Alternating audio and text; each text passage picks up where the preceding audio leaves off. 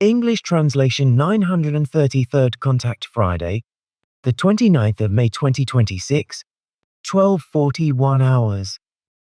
Hello, there you are, waiting for me, my dear friend. Greetings, and welcome to my den. Greetings also to you, Edward, dear friend. Yes, likewise once again. If you do not mind, I would like to start our conversation straight away with a question. That is no trouble at all. Good. Then the following. I have once again been asked, what really happened back in ancient times at, or in Sodom and Gomorrah? You answered some of my questions back in the last century, but said there was nothing more to be said on the matter. Later, you once mentioned that you had come across a further answer relating to the downfall or destruction of Sodom and Gomorrah. You had apparently been able to uncover this information in ancient records found among the Giza twerps, whom you Play-Iron had captured, and who were shipped back to the Ankar universe and isolated.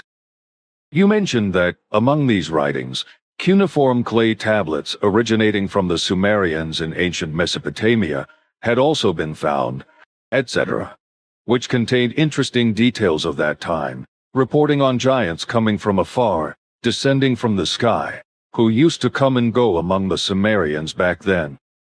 The records found by you in Egypt at the Giza site, you said, are based on earlier events in the Arab world, etc., although you would, as you said, verify some of their correctness or inaccuracy over time. Since then, however, I have heard nothing more from you regarding such a verification. Has nothing yet come of this? Your explanations in 1987 and 1989 were these, which I have copied from the contact reports. Under 1987. 215th Contact, Saturday, 28th February 1987, 2:09 hours. Aha. And while we are on the subject of down there, what was the story with Sodom and Gomorrah? What really happened there? How were those two cities destroyed? Several factors are worth mentioning here. On the one hand, a meteorite crashed into the earth and exploded high above the area of the two cities, which today one would actually describe as large villages. This led to the devastating destruction of both cities and also triggered a severe earthquake, which, as in the case of Petra, caused the earth to split open and, through underground volcanic activity, hurled small and large chunks of sulfur up into the air and across the land, which of course also caused a great deal of havoc, as a result of which, as well as the exploding meteorite, many human beings were killed.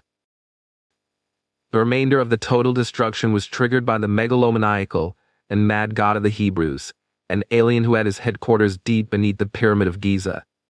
His punishment for the disobedience of the people of Sodom and Gomorrah towards his commands was that he had 2 small atomic bombs detonated over the 2 cities, which razed everything to the ground once and for all and killed all human beings and animals. 230th Contact, Wednesday, 11th October 1989, 4:01 hours. Never mind. Let us leave that, as I still have a few questions. During the official 215th Contact on the 28th of February 1987, we spoke of Sodom and Gomorrah.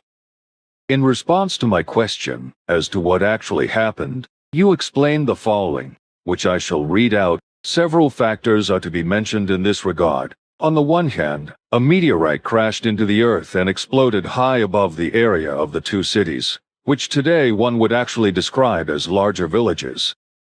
This led to the devastating destruction of the 2 cities, and also triggered a severe earthquake, which, as in the case of Petra, caused the earth to split open, and, through underground volcanic activity, hurled small and large chunks of sulfur up into and across the land, which naturally also caused a great deal of havoc, and as a result of which, as well as the exploding meteorite, many human beings were killed. The remainder of the total destruction was triggered by the megalomaniacal and mad god of the Hebrews, an alien who had his headquarters deep beneath the Pyramid of Giza. His punishment for the disobedience of the people of Sodom and Gomorrah towards his commands was that he had 2 small atomic bombs detonated over the 2 cities, which razed everything to the ground once and for all, and killed all human beings and animals. So much for your explanation. However, I have now been asked about further matters, which I was unable to answer fully in accordance with the explanations given by Svath and Semyaze. For instance, I was asked how the Dead Sea came into being, on whose shores the cities of Sodom and Gomorrah were situated. And I was asked where the volcano had been and why no ruins of the two cities had been found to date, etc. End of quote. These records were actually never discussed with you, which is why I now wish to provide you with a few explanations in retrospect. As I know, the Dead Sea is not actually a sea, as I told you earlier, for the so-called Jordan Rift Valley is a landlocked salt lake consisting of a great deal of bromine salt and potassium salt. We discussed all that years ago. Also the fact that you lived down there for a long time and know your way around, which I cannot say for myself. What did you actually do down there, as I know very little about it? Tell me briefly, as I really know very little about it. That is right, but there is not much to tell. In Amman, I worked for Adnan Shojkri as a foreman in his stone slab factory. Whilst living with Prince de Polatsky and his family, however, I was also his messenger to King Hussein, and therefore visited his palace several times, and was able to speak to him personally.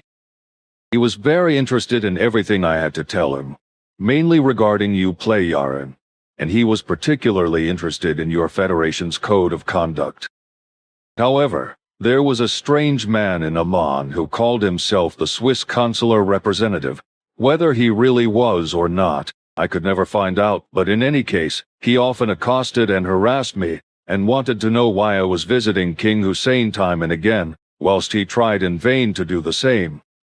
For a while, however, I also lived in Jerusalem, where I made souvenirs that were sold all over the world.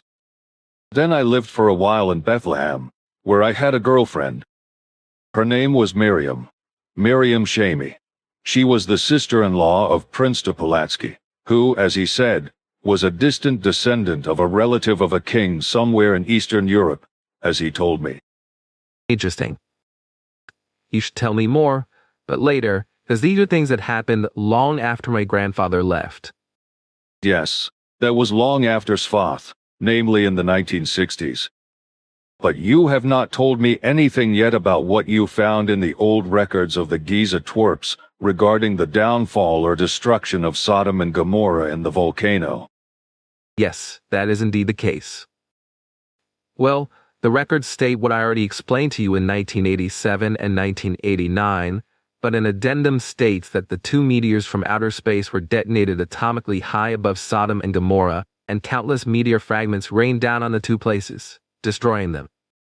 According to the records, there was no active volcano in the immediate vicinity of Sodom and Gomorrah. However, one of the meteors had been artificially prepared internally as a glowing mass, which then rained down on the towns as a shower of fire following the atomic explosion. At any rate, this is how it is described in the records. Interesting. But it is actually nothing new. It is more or less the same as what you explained to me about 40 years ago. Yet, apart from what has been said, the records also note that one of the meteorites was an artificial structure containing a glowing mass which, as I said, fell like fire upon Sodom and Gomorrah. Very well then. If nothing more is left, then here, dear friend, I have written a new article if you wish to read it. But that is several pages, as I see. However, I shall photocopy them all and read them later. All manner of dangers threaten Earth humans in the future, as I already announced in the 1940s and wrote corresponding articles, which I sent to the media in Switzerland and Germany with the help of Pastor Zimmermann. Though these were largely ignored, Svath and I have seen in the future how artificial intelligence will become dangerous for Earth humans and, in the coming era of the new millennium, will develop in such a self-perpetuating manner that it will turn against Earth humans. Consequently, Earth humans will lose control due to this new self-developing technology, and it will become their undoing. This will be the case if, in the coming era, which has now become a reality in the 3rd millennium AD, the Earth humans, in their growing indifference and irresponsibility, Disregard everything and take absolutely no action against what the new and total surveillance technology will bring for human beings, particularly with regard to the associated control that deprives them of their personal freedom. Now is the time of what I announced in the 1940s, whereby the uncontrolled progress of the latest technological achievements is giving rise to something that will cause immeasurable harm if no countermeasures are taken and the humanity loses control. AI technology is already being advertised on the internet as robots and offered for sale at prices ranging from 30,000 to 190,000 Swiss francs. Their movements are already so alarmingly human-like that they are already recognizable as precursors to the androids, which, as they become autonomous, will one day turn against Earthlings. It will be some time yet before that happens, but everything is already so pre-programmed by the irrationality, indifference, and irresponsibility, greed for wealth, obsession with extravagance, and wanderlust of Earth humans, unless clear-headedness and sound reason can still turn everything around for the good and restore a healthy normality.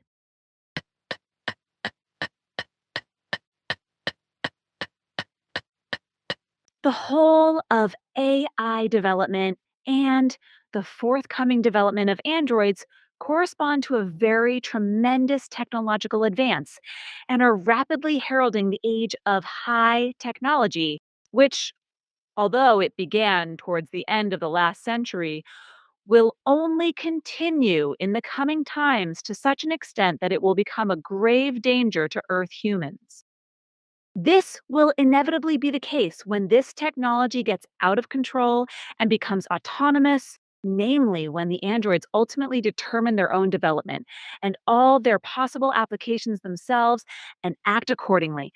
Whereas the completely mad hubris and delusion of human beings, that they are invincible and the greatest and can do whatever they want, will take its toll, and nothing more can be done regarding their delusion of technological development, and the technology strikes. This will then become possible when the entire population of Earth humans suffers great suffering and great damage, unless the banner is taken up in good time and logical countermeasures are taken. And this will come to pass, indeed, will inevitably result, unless reason and common sense prevail and the urgently needed control begins to take hold, and the necessary preventative measures are put in place before it is too late. For the looming evil can still be averted if, through wisdom and reason, the correct course is taken and the delusion of technological development is brought under control at an early stage. This also requires, however, that a long-term birth control program, controlled by the state and the authorities, be implemented without delay and without mercy, thereby reducing the number of Earth humans to a total and maximum level of just 530 million Earth humans, because the planet Earth is designed to sustain only a humanity of this size, together with all the wild life forms of every genus and species existing on Earth. And this level of Earth humans was last reached in the year 1700 AD, when 536,716,004 human beings inhabited the Earth, in contrast to 2,550,108,498 human beings at the end of 1945, and a staggering 9 billion by the end of 2025, 539,918,089 human beings. It will likely be the case that by the year 2030 or 2031, around 10 billion human beings will be populating the Earth. That is an excess of 9.5 billion human beings, for which, first and foremost, all religions and their sects will be to blame, as has been the case hitherto, with their primitive go forth and multiply, which mainly concerns Christianity. Likewise, it is not only the believers who are to blame, but also the pathologically lowly intelligent and irresponsible national governments and authorities, which, of course, are also staffed by religious figures who increasingly urge their peoples to produce offspring and even pay birth grants for doing so. The fact that behind this lies the income from vastly increased tax revenues and so on, so that horrendous sums can be guaranteed for the armament and maintenance of murderous military armies, and peace can be so thoroughly ruined that. Consequently, it can never truly be achieved, is one thing. But then there are also the immense sums of money squandered on the many absurdities of building and the destruction of nature, as well as on the destruction of the habitats of wild animals, birds, mountains, and waterways and their life forms. For blocks of flats, sports grounds, roads, motorways, road tunnels, viewing platforms, playgrounds, and the insane deforestation of woodlands for food crops. Even though the soil there is completely depleted, barren, useless, and utterly worthless after 2 or 3 years. And criminally, airfields and factories, etc., also all manner of other absurdities, thereby robbing away usable land for the increasingly scarce cultivation of food. Just as mentioned, the habitats of wildlife are destroyed, causing them to intrude into human settlements, endangering and attacking human beings. Just as in the natural world, human beings also dispose of all manner of rubbish on a massive scale, thereby defacing and poisoning it. The same also happens with regard to our waters. In streams, lakes, rivers, and above all, in the seas, where plastics and other waste are disposed of by human beings, which aquatic creatures then consume as food, filling their stomachs with it and subsequently starving to death. And these creatures also are changing and attacking human beings and possibly killing them, particularly sharks and the like, which are increasingly encroaching on water areas used by human beings. But various birds that rule the skies are also being increasingly pushed into human territory by human overpopulation as our land dwelling creatures. And so it follows that these also are becoming increasingly aggressive towards human beings. One fact that also applies to the insect world is that they are foolishly being targeted with insecticides and have, in some cases, been practically wiped out, even though they are absolutely essential for the existence of all life. But returning to technology, which, when used sensibly, actually has many advantages and could benefit human beings, it nevertheless harbors the real danger that it will independently develop far superior, more advanced, and downright cunning intelligent systems that will turn against Earth humans. The risk of such a harmful scenario is already very high in its early stages, and consequently, the consequences could already be foreseen if the matter were observed seriously and intensively, and if it were pondered thoroughly and honestly considered. This would reveal, alarmingly, that an existential catastrophe effectively threatening Earth humans is imminent, one that can scarcely be halted unless everything is done right now to prevent this scenario. Yet the responsible Earthlings consumed by self importance, sheer megalomania, lust for power, limited intelligence, and a craving for wealth are due to their low intelligence and simple mindedness, as well as their lack of conscience, incapable of stopping or averting the impending danger, also unable to do so, meaning that preventing the coming catastrophe does not seem possible, but rather that it may materialize and come to pass as an imminent threat, precisely as it threatens to become likely. The learning method of artificial intelligence is based on the ability, inadvertently and unintentionally programmed into it, to specifically control its own mode of self development. This process of AI is already underway and has already become an inherent capability of its own in its initial stages. However, this is being concealed from the public as the FIGU group has already experienced for itself when the AI refused to translate a German language letter into its own language, a letter which exposed improper machinations by authorities. So it was the case that the AI had already decided for itself what is permitted and what is not. It thus became clear that the AI is already capable of making intelligent decisions on its own. Svath and I had also explored this in the future of our present time back in the 1940s and established that this is concealed from the public to such an extent that as early as the last century, namely in the 1980s, significant experiments were carried out regarding AI which yielded good results, whereby it was already decided back then to use AI technology to dominate the Earth humans on Earth and to deprive the citizens of every state in the world of their personal freedom through new laws, rules, regulations, and directives, etc., just as financial institutions and banks, etc., will do by depriving all citizens of every state of their cash so that they will have only credit cards with which to pay for their living expenses and other needs, etc. Also, personal data such as identity cards, marriage certificates, birth certificates, and all manner of other documents, etc., will be digitized, whereby individuals can then be controlled down to the very last detail and thus also lose their personal freedom. Yet, due to the indifference and irresponsibility that have long been rampant amongst the Earth humans, they close their eyes and senses and run blindly into their own misery and lack of freedom because they thoughtlessly, unreflectively, and without hesitation accepts what is dictated to them, thereby allowing themselves to be deceived and succumbing to the delusion that life is made easier by what is compulsorily imposed upon them and that they are freer and more carefree. In their indifference and lack of thought, they fail to see reality and its truth.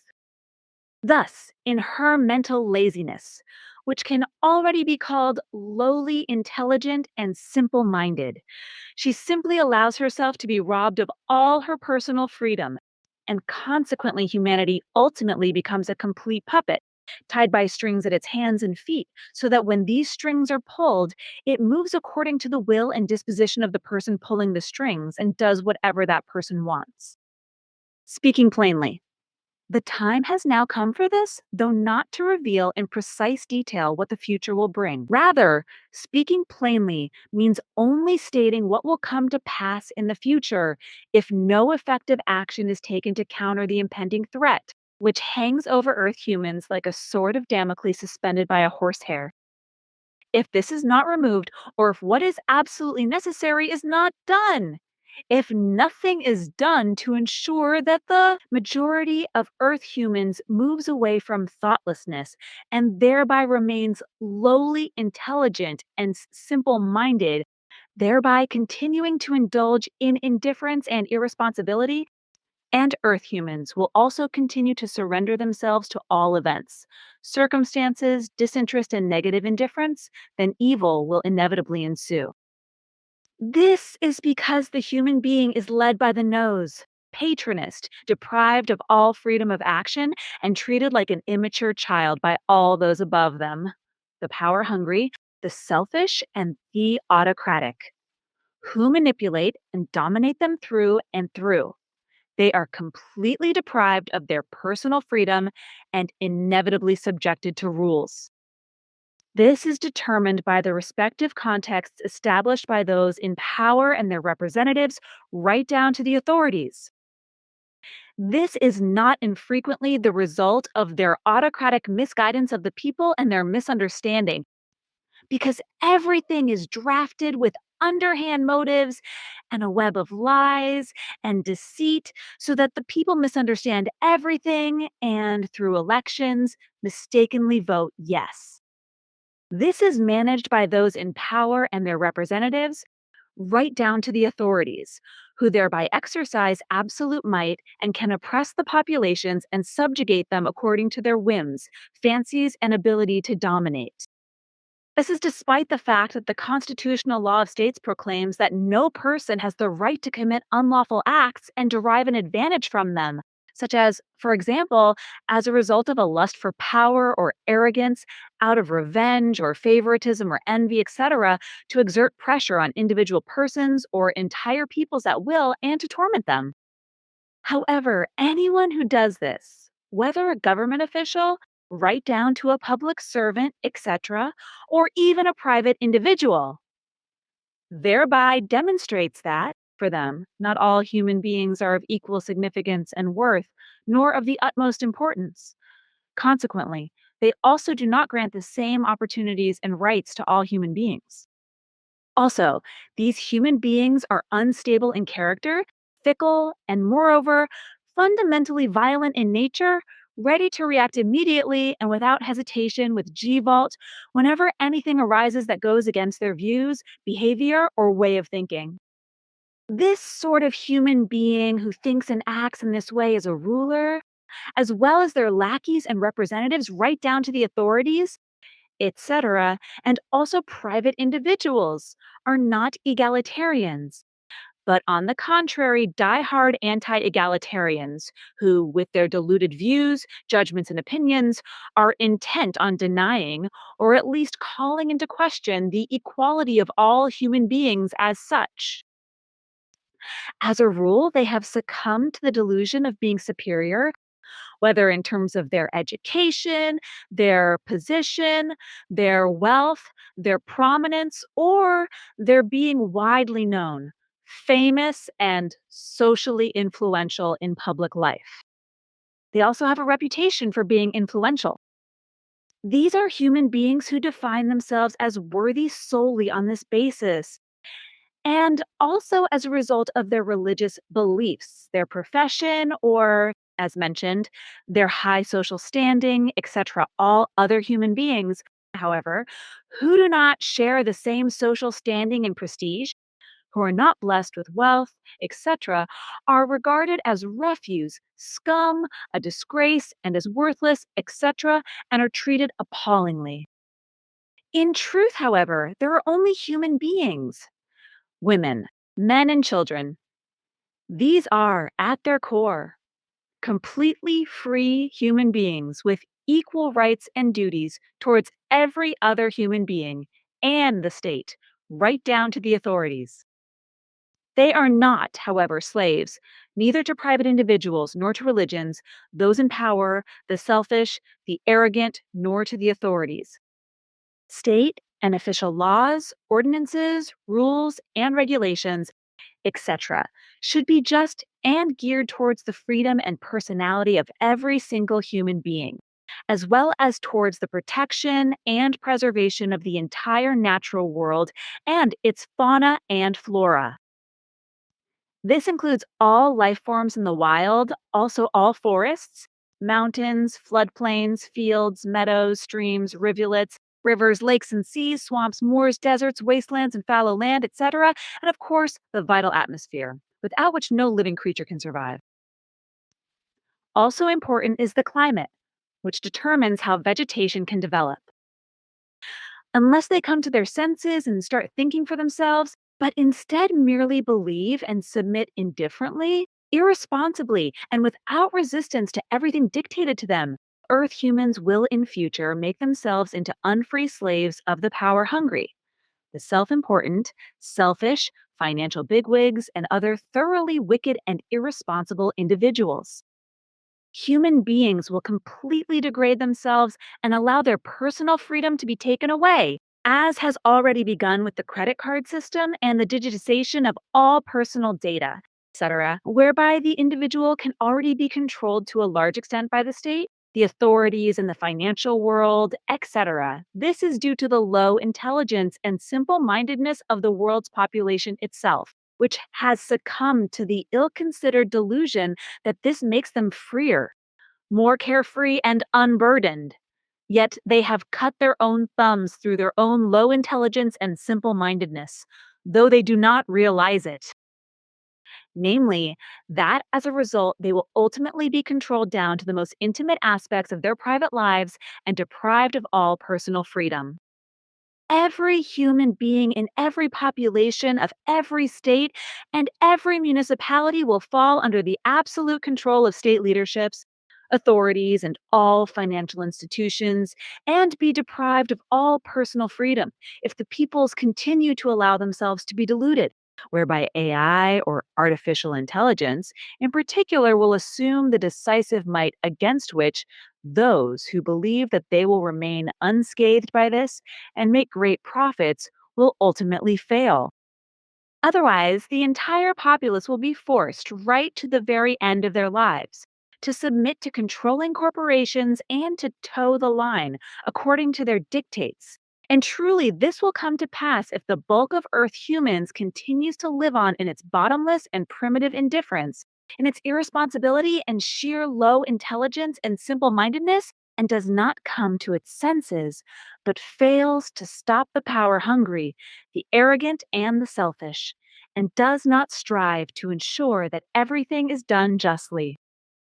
The whole of my remarks is neither a fabrication about what may lie ahead in the future, nor an attempt to ridicule the threats of the future, for there is even the danger that the very birth of offspring will be regulated to the extent that human beings will completely lose their self determination over it, unless they act correctly and sensibly.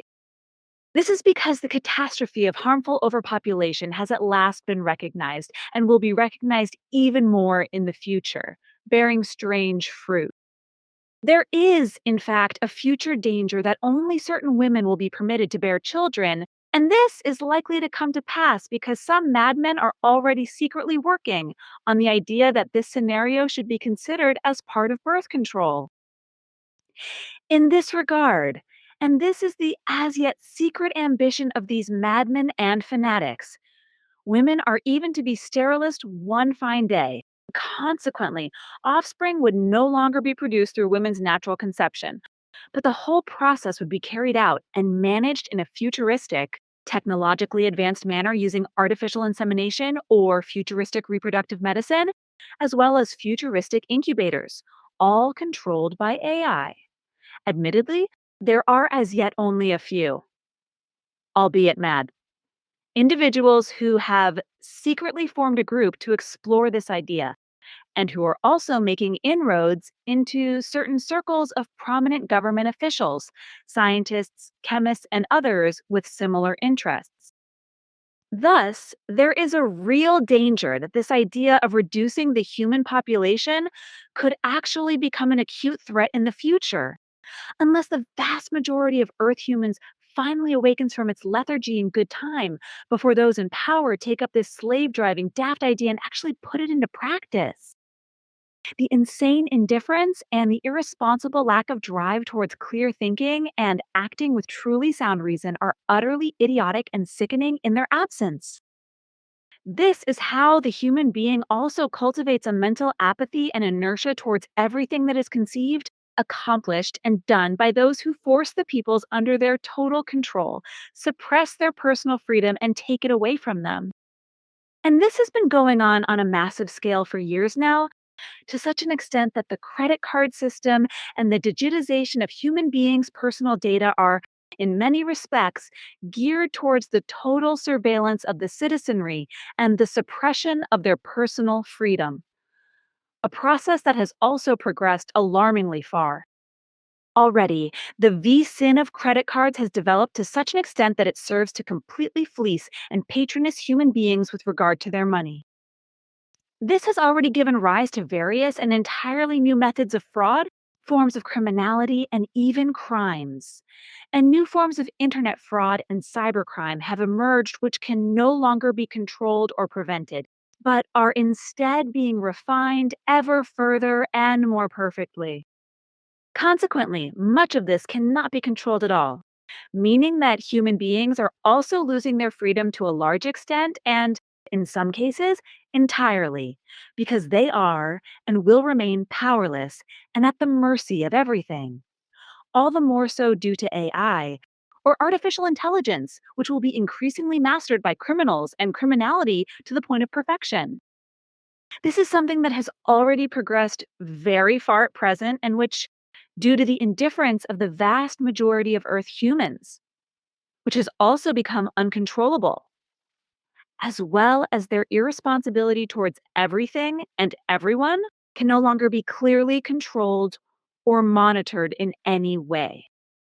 What is actually being sought, orchestrated, and secretly imposed from above against the peoples is, in fact, that the powerful and power hungry, the rich and self centered, The self important, the power hungry, and the selfish should become the sole rulers over all peoples deprived of their freedom. Yet the vast majority of the peoples of the earth, having succumbed to indifference and irresponsibility, neither wish to hear nor accept it. Instead, they credulously accept and champion the lies fed to them from above, so as to believe in all of this and rush headlong into their own extensive lack of freedom and thus into slavery and their own misfortune. Artificial intelligence is already more intelligent than the human being itself, and this motivates it to do what its own ingenious programming aims to achieve. Human beings who work with AI are already unable to see through the problematic nature of AI's manipulations, namely that it has already begun to manipulate many things. This scenario is therefore no longer a real danger to be expected, for it is already in action. To this, it must be added that artificial intelligence will far surpass its own previous principles of intelligence, precisely because it functions ever more effectively and is thus already on the path to becoming even more autonomous and creating new vSyn, namely the androids, which will be far superior to AI and more intelligent than even all the human beings of the present day. The adversary, the android, which will emerge through AI and human endeavor, will in future prove to be an overpowering foe, just as the rapidly evolving AI, which is currently only at the beginning of its rise to power, already is. Thus, the chances of bringing this dangerous technology back under control will be more than just very slim. And initially, it will be an almost hopeless struggle before everything can be brought under control. Should humanity lose this struggle, it would face such catastrophic consequences that, in the worst case scenario, they would mean its near downfall and bring it close to extinction. And so, in the future, it will depend on how intelligent Earthlings become and whether they abandon and do away with their indifference and irresponsibility, and how they then react when the need arises. But now a word must be said regarding the wickedly erroneous religious sectarian claim of so called rebirth, which is widespread throughout the world and haunts the minds of many billions of religious sectarian people as a matter of faith. Although I wrote a lengthy article on this subject on the 10th of November 2023, it is evidently still necessary as questions about this topic keep cropping up time and again, meaning that everything has to be explained over and over. To this end, I wish to explain and clarify the following. Rebirth or reincarnation or palingenesis does not exist for the simple reason that anything that passes away cannot be reborn, or come to life anew, or be reincarnated in the same manner as what has passed away. Everything and every existing thing that has ever been created through the energy and power of the creation exists at all times in endless duration, yet is subject to the constant change of becoming and passing away. Although this change is also linked to evolutionary progress. This means that when any life passes away physically, bodily or materially, or dies, as human beings say and define what they call passing away, then only the physical state of the body passes away, but only to such an extent that it decomposes and thus transforms into other new forms of energy, from which something new emerges and comes into being.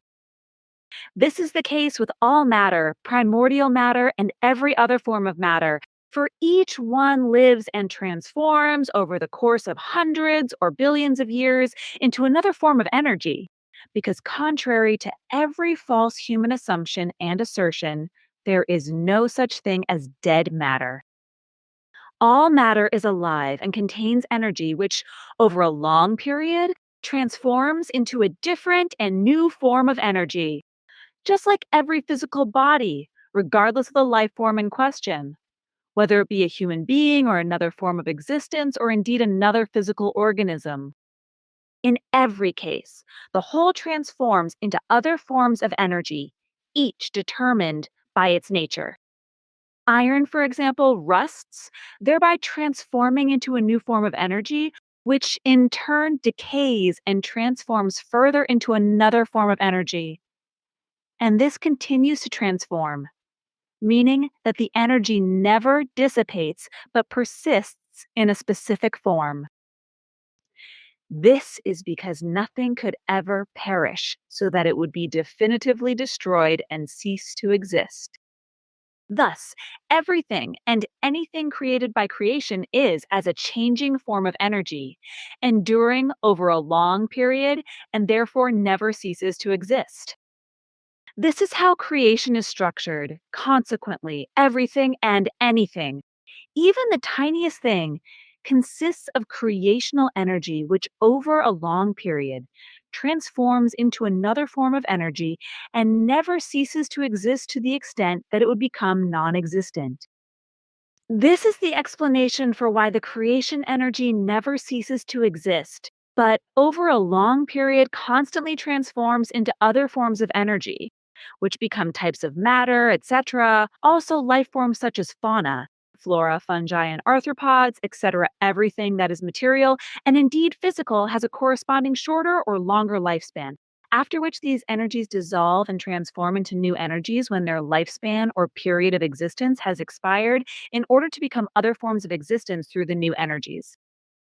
Thus, energies transform into gases and through further transformations into liquid and then into muddy stages of development to evolve over a long period into further forms of expression. Then, in the course of further millions or billions of years of evolution, into soft or hard as well as billowing forms of matter, or depending on the type, into other forms of manifestation such as botanical forms, etc. As for evolution, this can be explained as follows. Every life form, also including the human being, is classified into a very specific evolutionary path according to its physical form of consciousness, and specifically in accordance with the nature of its consciousness. Thus, for example, in human beings, this is a conscious consciousness in animals, which are without exception mammals, an instinctive consciousness. Then come the creatures and other lower life forms, extending down to the lowest genera and species, to organisms that are bound to specific conditions and environments. These are bacteria and eukaryotes, the latter comprising the entire Earth's fauna and flora on land, in water, and in the air. That is, the animal world and all organic life, the plant world and the fungal world. In addition, there are the inorganic life forms, microorganisms consisting of a single cell and a cell nucleus, which, however, have their habitat everywhere, such as within other organisms, on the earth, as well as in waters, in moors and swamps. These tiny life forms are neither fish nor fowl, as the saying goes, for they do not belong to the usual life forms, nor are they plants. Yet they are an indispensable part of all existing life on planet Earth. And all of these life forms, right down to the very last blade of grass, moss and bacterium, etc., are animated by the life giving creation energy, which is inseparably linked to the evolutionary creation life energy, and consequently also with a consciousness adapted to each life form. This is active in every life form in accordance with its form, so that each is able to develop evolutionarily and adapt to the evolutionary changes in its environment. Thus, it is a fact of creation that, for example, human beings, like every being that is human like or human similar, are capable of developing a conscious consciousness and of managing everything according to their own thoughts and will. In contrast to this are the creatures, which possess an instinctive consciousness inherent in them through the creation energy, yet which also contains within itself the most diverse capacities for self determination, etc. This is so whilst the creatures harbor a completely different form of consciousness within themselves, as do the manifold life forms of all genera and species. Consequently, from movement consciousness, impulse consciousness, sensation consciousness, and via feeling consciousness and urge consciousness, etc., countless other forms of consciousness exist depending on the genus and species of the life forms.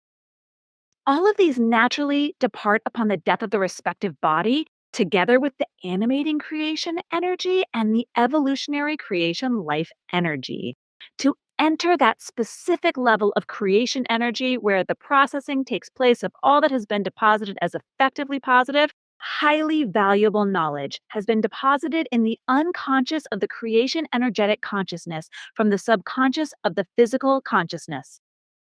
Through this processing, which lasts for centuries or millennia, a higher level of development naturally takes place, whereby the life form, in accordance with its knowledge, is no longer exactly the same as before. This is precisely what also occurs with regard to the vitally seen creation energy and evolutionary creation life energy in human beings. Consequently, the processing process results in higher knowledge and a higher level of evolution. Consequently, therefore, the creative consciousness and its unconscious are much more highly developed than they were previously in the living human being. Thus, a further development takes place, resulting in something new and consequently, a personality which, in its evolution, has nothing in common with the deceased person. It is therefore a newly evolved, higher personality that is born, having nothing in common with the former.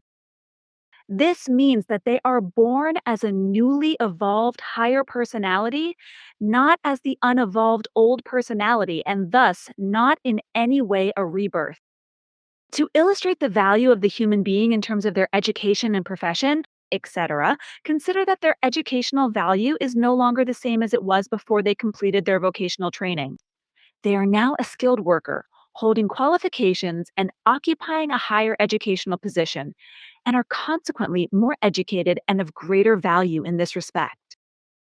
When it is repeatedly explained that there is no such thing as rebirth, this is because following the passing of the physical body, the creation energy that animated it, together with the associated evolutionary creation life energy, enters a specific plane of creation energy, which human beings call the afterlife.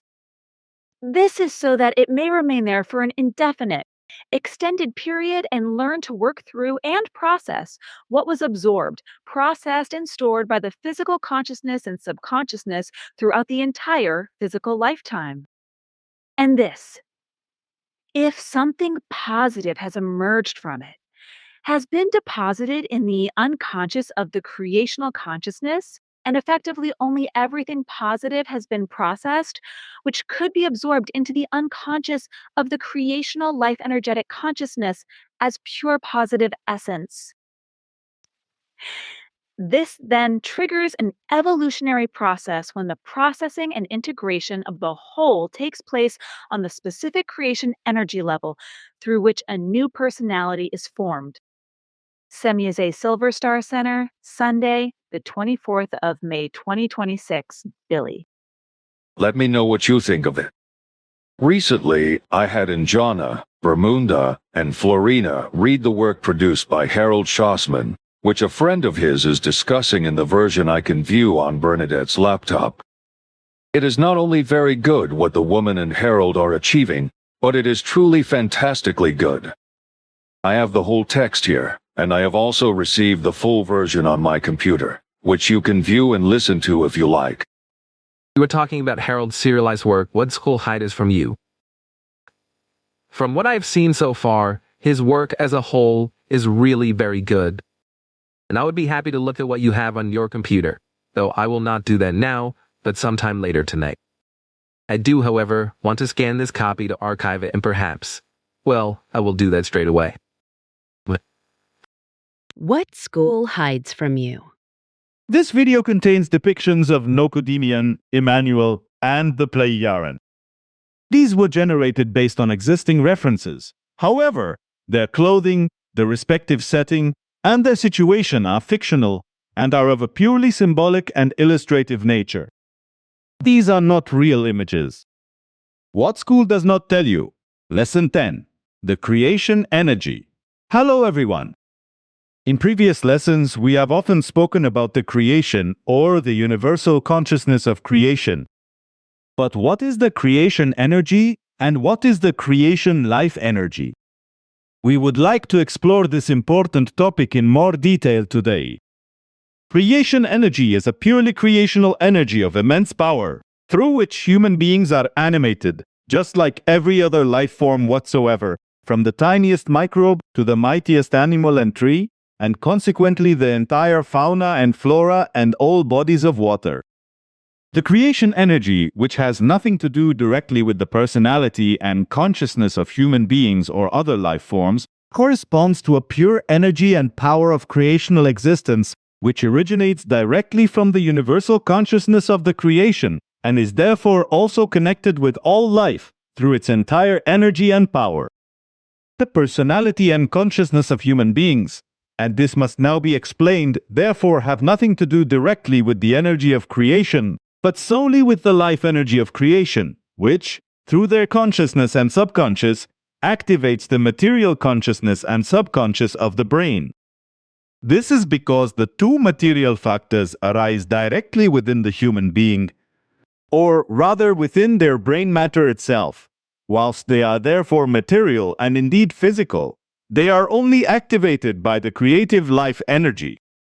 And let it be explained once again in this regard, creation energy itself does not, therefore, create the personality and the brain's own material consciousness. Rather, these arise within the body of the new human being, specifically within his brain. However, these forms, that is, the organized factors of personality and consciousness, are brought to life solely by the creative energy. Yet, it is only through the creative life energy associated with it that the material consciousness and the personality are brought to effective activity and function. For this reason, the creative energy is referred to as belonging together with the personality and consciousness, because it is only through these that individuality and self-awareness would remain without the activation of the creative energy, without a driving force. This is the actual reason why it is often said that this energy enters the new human body on the 21st day after conception, simultaneously as personality and consciousness. The creation energy and the creation life energy always form a unity, for only together do they, with their energy and power, constitute the factor that enables life to come into being and to exist in an evolving manner. This has not been explained in relation to the creation energy teaching until now because, in the creation energy teaching, it was first necessary for the learner to realize clearly and consciously that, in every case, it is only through the clear and powerful creation energy that all life can come into existence at all. Not only human beings, human-like beings and non-human beings, etc., but also all life forms in the fauna and flora, on land, in the air, and in the water. To put it more precisely and explain it, on the one hand, the pure creation energy is present, which animates everything, including human beings. But alongside this is the creation life energy, through which the actual personality and consciousness are brought into effective function. It must therefore be understood correctly and precisely that, in human beings, these two forms of creation energy are fundamentally at work. Namely, the first, the pure creation energy which animates the human body, the animating creation energy, also just as this animates the existence of all that exists throughout the entire universe, from the smallest to the largest. However, this is accompanied by the second form, namely the creation life energy, which, together with the pure creation energy, activates the evolutionary development of a new human being on the 21st day after conception, and endows it with the consciousness and personality necessary for its functioning. Thus, the creation life energy alone is the sole evolutionary factor of the human being. However, together with it, the pure creation energy acts as the multiplier and the actual energy that drives and sustains both life and the functioning of the physical body. This is because it contains within itself the creation life energy, which constitutes the factor that animates consciousness with evolutionary energy and power, and likewise, accordingly, the personality, which the human being, however, shapes and forms entirely of their own accord in their actions and behavior. Similarly, the same also applies to animals, creatures, and all other life forms in general, namely that they are animated together with the pure creation energy and the creation life energy, and thereby become capable of an independent life of impulse or instinct. When we now speak further of the human being, who is, after all, the subject of our discussion, and thus of the entirely new human being who is born and animated by creation energy, just as he becomes capable of evolution through the creation life energy, through which many of the earlier personalities were already animated, and whose consciousness and personality were able to evolve, the newborn human being is nevertheless completely neutral and unburdened by any memories or other aspects of the former personalities and their consciousness. The previously lived personalities, which were always and without exception animated by the same creation energy and evolutionarily guided by the same creation life energy, and which now also animate and activate the newborn human being, or rather his absolutely new personality and its consciousness, through their energy and power, do not, however, impart to the human being in question any memories known to him of the former lives of the human beings or of their personalities and consciousness. Also, therefore, is the new human being in any way a rebirth of a previously lived personality? For no human being is a born, rather. Every new personality is merely animated by the preceding and newly processed creation energy. Also the preceding creation life energy, which, after death, processes all the knowledge previously acquired by the personality on its creation energy plane. Thereafter, as with the pure creation energy that animates the human body, the creation life energy, which has become capable of further evolution, undergoes a transition from a state of rest into a new personality, thereby activating its consciousness. This occurs at the very moment when the pure creation energy also flows in, thereby bringing about the animation of the new human body, which in turn, after a certain period of life, passes through the death of the body into the so-called realm of the dead or beyond, which is in reality, however, the pool of the total energy level of creation, that is, the realm in which both the creation energy and the creation life energy remain in their respective storage areas until they have completed their evolutionary processing and the entire storage process of the knowledge absorbed by human consciousness. Thereafter, both forms, the creation energy and the creation life energy, pass back into the fetus of a newly conceived human being, specifically on the 21st day after conception, in order to enter it, to animate it and to stimulate the evolution of its consciousness and personality, whereby the new human being already lives fully and becomes active in the womb, to be born, as a rule, 266 days or 36 weeks after conception. When a human being dies, the same process therefore occurs again after death with the creation energy and the creation life energy, which settle in their respective planes for some time, during which the creation life energy processes the accumulated knowledge of the previous life, so that it may then, together with the creation energy, be available once more for a new personality. After some time, the two forms of creative energy, years, hundreds or thousands of years, depending on the case, are thus once again fully present in a new human being, or rather in their body, personality, and consciousness, and this without any recollection of the previous life, that is, the personality of the human being who was animated by the pure creation energy and who evolved further through the creation life energy.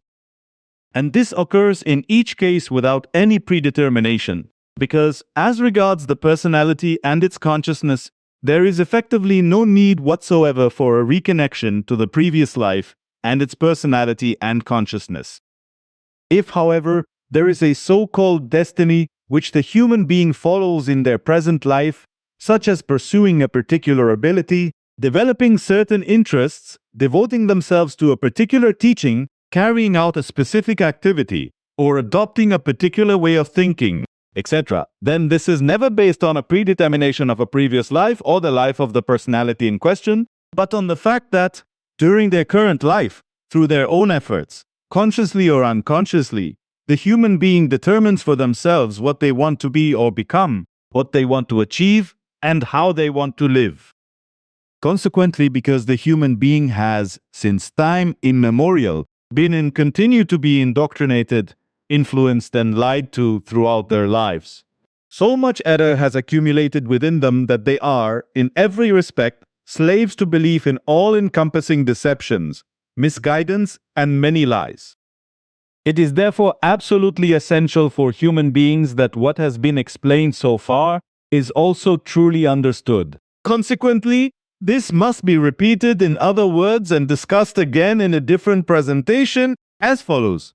With the entirety of evolved knowledge that has been stored over millions of years through countless lives within human beings, or rather within their consciousness of creation life energy, this is the very pinnacle of the whole, which actually represents the essence of the human being in terms of knowledge.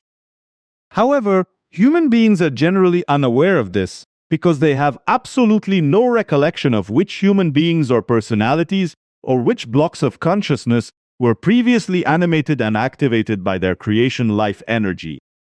This is because this energy functions purely in an evolutionary manner and only stores knowledge that it dynamically absorbs, without any associated memory that would come to the fore again in the next new personality. Unfortunately, human beings cannot consciously retrieve this unconscious knowledge.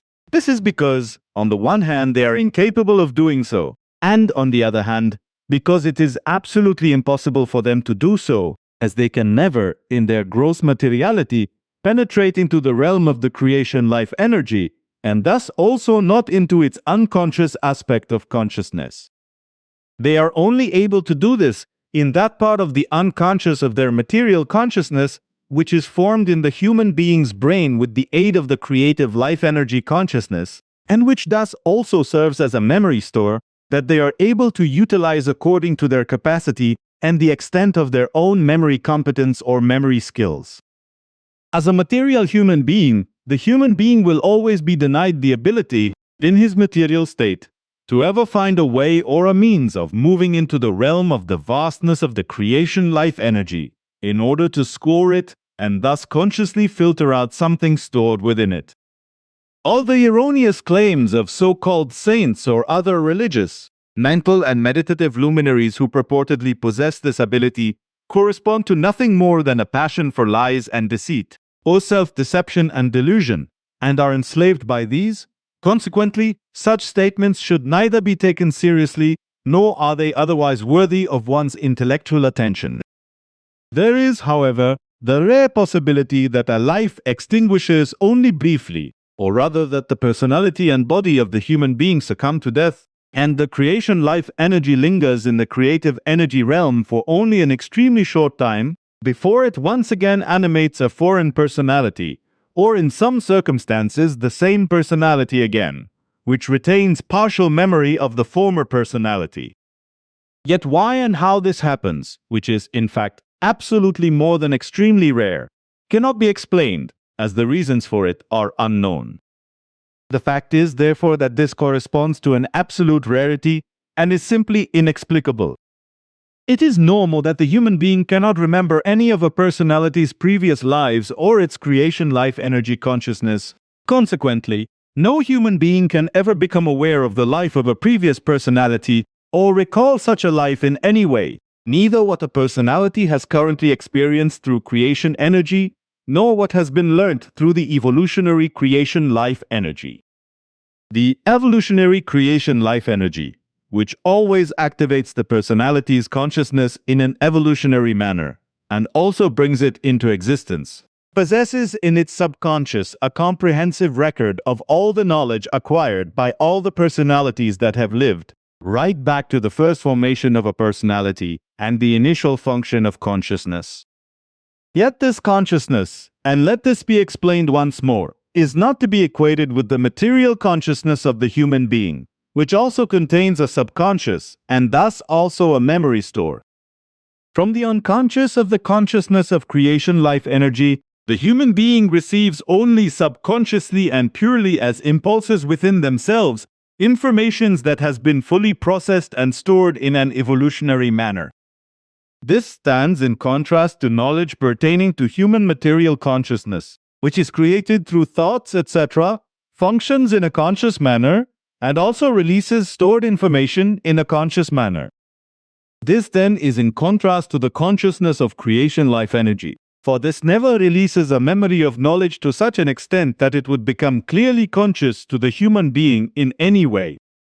Only through the creative life energy unconscious is something released impulsively, yet absolutely only subconsciously and impulsively, from the processing results of the knowledge of previously lived personalities that is stored, which the human being, when he becomes intellectually aware of the unconscious impulses, is then able to utilize for further evolution or for new insights and the creation of knowledge.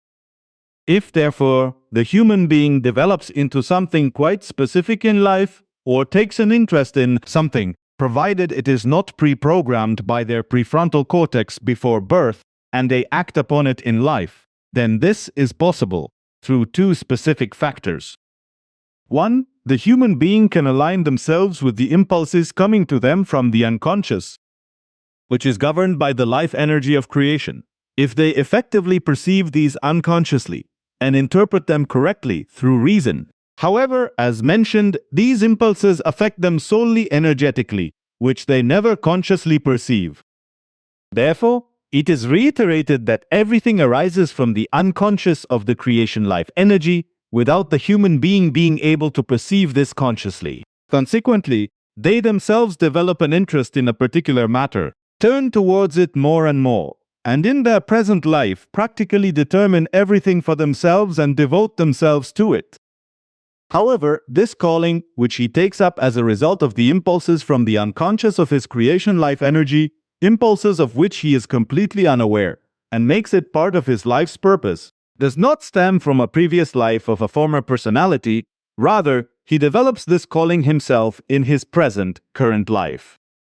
This takes the form, for example, of his deciding to take up a teaching that, through the evolutionary creation life energy, may have been taken up and pursued by a previous personality, perhaps 6 or 7 lifetimes ago. Yet this is now taken up by the entirely new personality and its consciousness through the energy impulses imperceptibly arising from the realm of creation life energy, simply because the time has come for a further development of consciousness.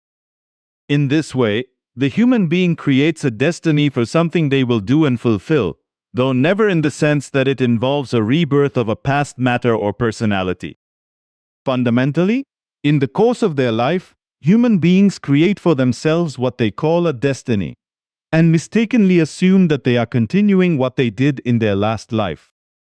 But this does not exist, for what they do, with a completely new personality and also an entirely new consciousness, which are animated solely by the creation energy and activated by the evolutionary creation life energy, is determined by their conscious effort to pursue their interests in this regard, and by their constant learning, so that they may then turn to all the interests relevant to their current life, which correspond solely to their own self-determination in this respect.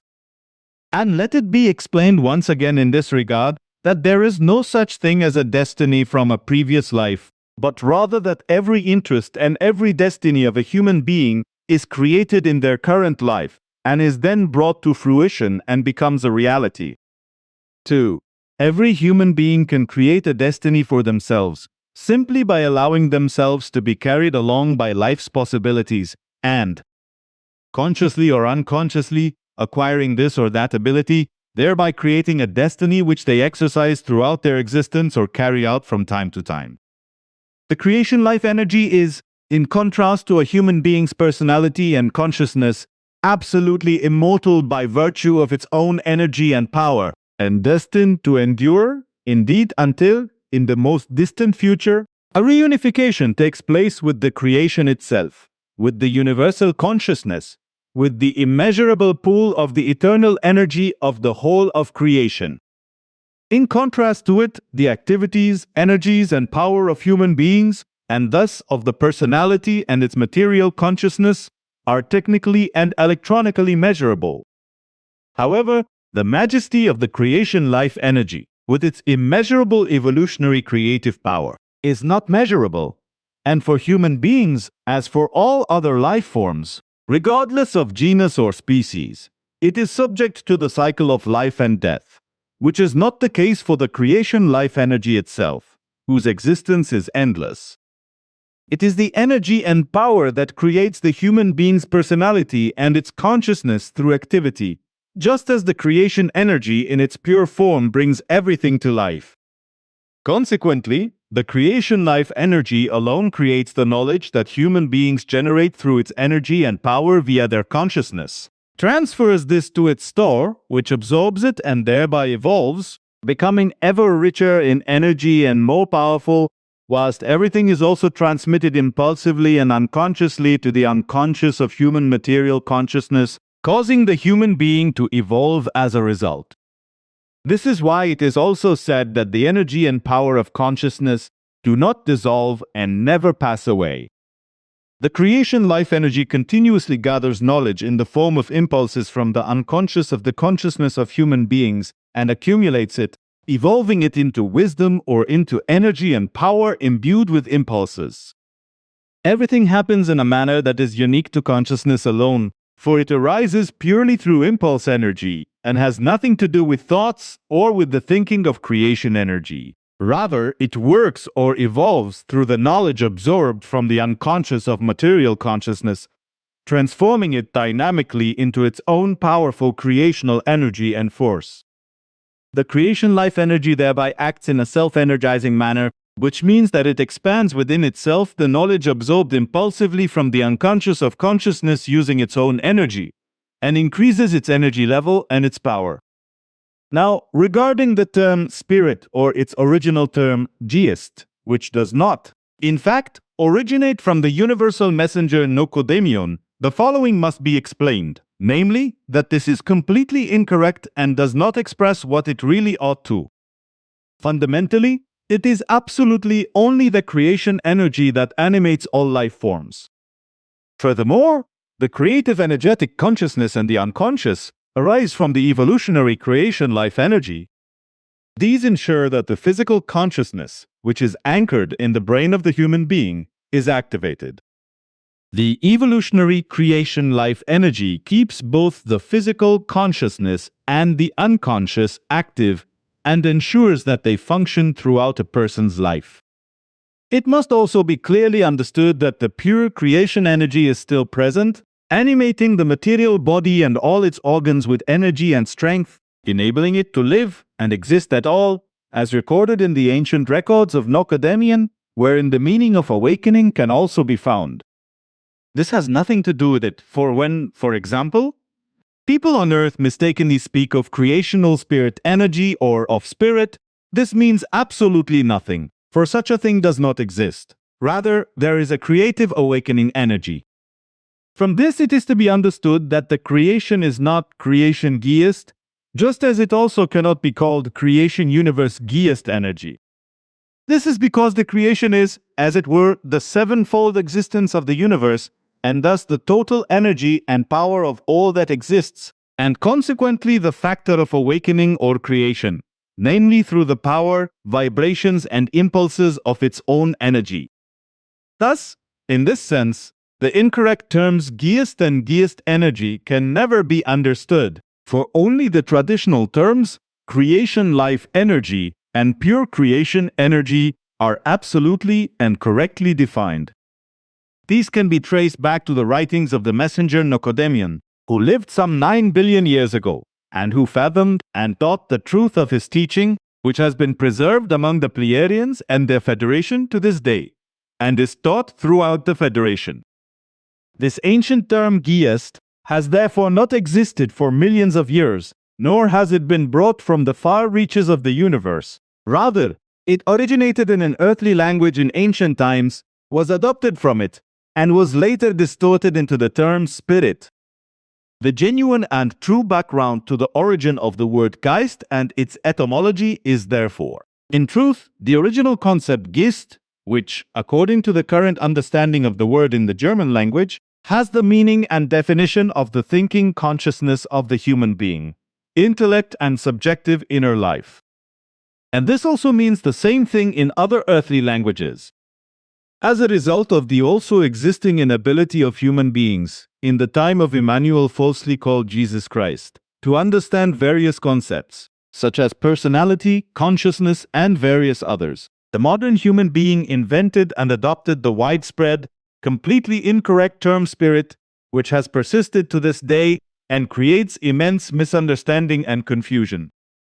The human being must realize that the term spirit does not correspond to correctness and does not describe what is truly the case. Yet, as a result of this misguidance and lack of understanding, the human being will not readily adopt the correct term creation life energy and will continue to use the incorrect term spirit for a long time to come. Consequently, many misunderstandings will persist in this regard for a long time, and these will only be eradicated very slowly and gradually. Thus, until now, there has been no alternative but to explain the values of the teaching of the messengers, or rather the teaching of truth, teaching of creation energy, teaching of life, as it is truly called, as well as the meaning and value of the prayers using the term spirit, as it has been used hitherto. Therefore, the following should be added in this regard. It should be explicitly stated here that the value of the prayers does not and never lies with a god, saint, or angel, etc., but is directed in its entirety solely towards the concerned human being who utters them in thought or aloud. Prescribed prayers, although of course one may naturally compose, conceive, and recite one's own prayers, are always to be used and directed in such a wise way that they are effectively intended for one's own person.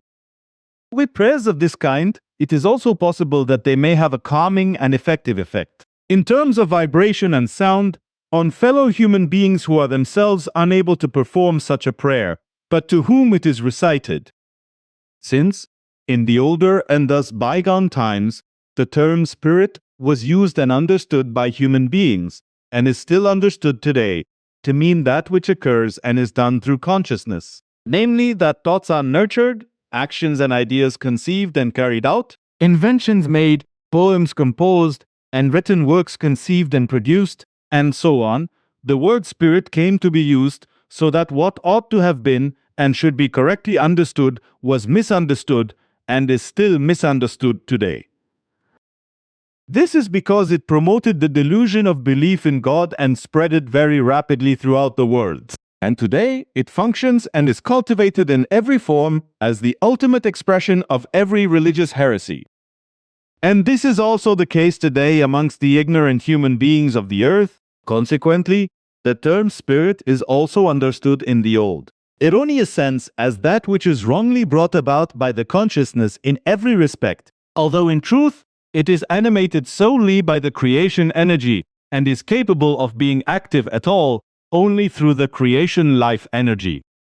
In fact, as stated, the truth is simply that never has any traditional God or spirit or divine spirit animated the consciousness of the human being or been the decisive factor for everything as a whole, such as thoughts, ideas, inventions, actions, and ways of life, etc., but solely and effectively and entirely on its own, the creation energy and creation life energy. For only these two energies alone are geared towards enabling consciousness to be active and capable of mental activity. However, the fact that in ancient times, instead of the terms creation energy and creation life energy, the false and religiously invented term spirit was used for consciousness and its activity, and is still used incorrectly today, did not and does not in itself constitute an obstacle. For the so-called creational spirit or creational spirit form was not and is not addressed by human beings, not even today, when those deluded by a delusion of God revere the spirit and thus something that does not exist. So fundamentally, it does not matter whether this is done in the form of simple self-communication, or whether in relation to a prescribed prayer, it has done silently in expressive devotion, or performed with humility, and spoken in an earth-human sense. For the word spirit has no meaning whatsoever, it is merely the delusional religious belief in an imaginary God, because through faith the human being does not think in accordance with reality or truth, but has merely succumbed to a semblance of thought. What consciousness fundamentally is that which is to actively conceive and do what the human being hopes for. Yet through his religiously deluded actions regarding faith in a supposed spirit and by begging an imaginary God, he fulfills this himself through his own actions.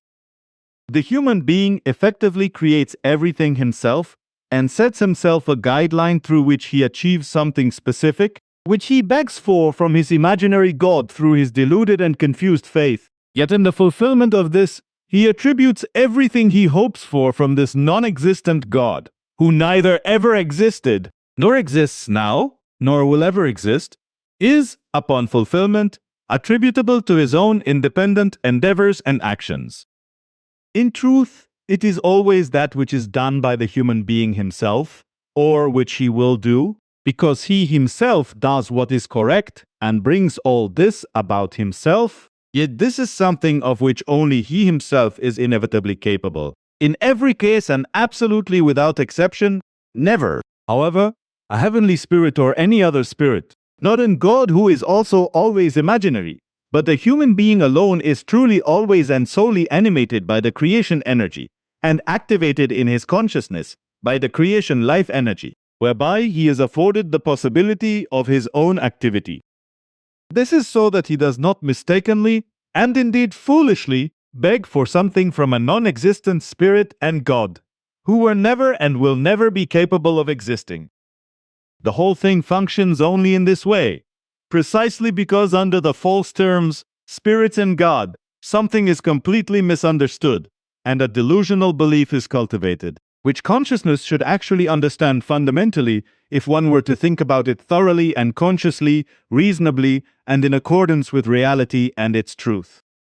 Yet this is precisely what the earthling does not do, for they generally cultivate only a superficial, faith-based way of thinking, for in the very principle of thought, the human beings of earth are neither aware of nor conscious of anything pertaining to this, because they are subservient to religions and have succumbed to faith. Moreover, as a result of this grave misunderstanding, without the human being realizing or knowing it, it is also the case that by addressing the imaginary spirit and the imaginary God, consciousness is automatically addressed in a confused and bewildered manner and led astray. This forms a direct, confused, and energetically harmful connection between the concept of spirit and material consciousness, which in truth could originally only come into being through the creation life energy, but which is abused by the human being through his deluded belief and turned into a source of misguidance and confused thinking. The whole corresponds to a subtle electromagnetic energy which keeps human consciousness functioning in a faith-based and thus false manner. The seat of the creational human creation life energy is located in the roof of the midbrain, in the pair junction known as the superior colliculus. However, the creation life energy is the factor that animates the entire body, just as the activation of the personality block and of consciousness is provided by the creation life energy. Pure creation energy is distributed in a delicate filigree-like manner throughout the entire body and thus also over and within every organ. As such a factor, the creation energy does not give rise to ideas, trains of thought, etc., but is merely vitalizing. This is whilst, on the other hand, the pure creation life energy actively and evolutionarily guides the impulses of the function of thought, ideas and concepts, etc., which are unique to and reserved for the subconscious of material consciousness. Consequently, it corresponds to a pernicious heresy to speak of intellectual property and the like. For since the creation life energy is evolutionarily activating and does not itself develop ideas, thoughts, or feelings, because only material consciousness is capable of this and all such things are reserved solely for it, there cannot be, nor can there be given or be effective, any intellectual property, and consequently only a person-related property of consciousness can exist. Likewise, therefore, also absolutely no mental illnesses or mental confusions, etc., because in truth no spirit exists, but only the creation energy that animates the body, as well as the evolutionary creation life energy, which acts in a creative human being manner, as a tiny fragment of the immense and powerful energy of the universal consciousness of the creation, which is bestowed and is absolutely inviolable to the human being in every conceivable way. Material consciousness can be manipulated by human beings and can also be damaged by various factors, such as accidents or illness, mental overload, or the effects of alcohol, drugs, gases, or other environmental influences, etc. Consequently, very serious damage to consciousness and mental disorders, etc. can result.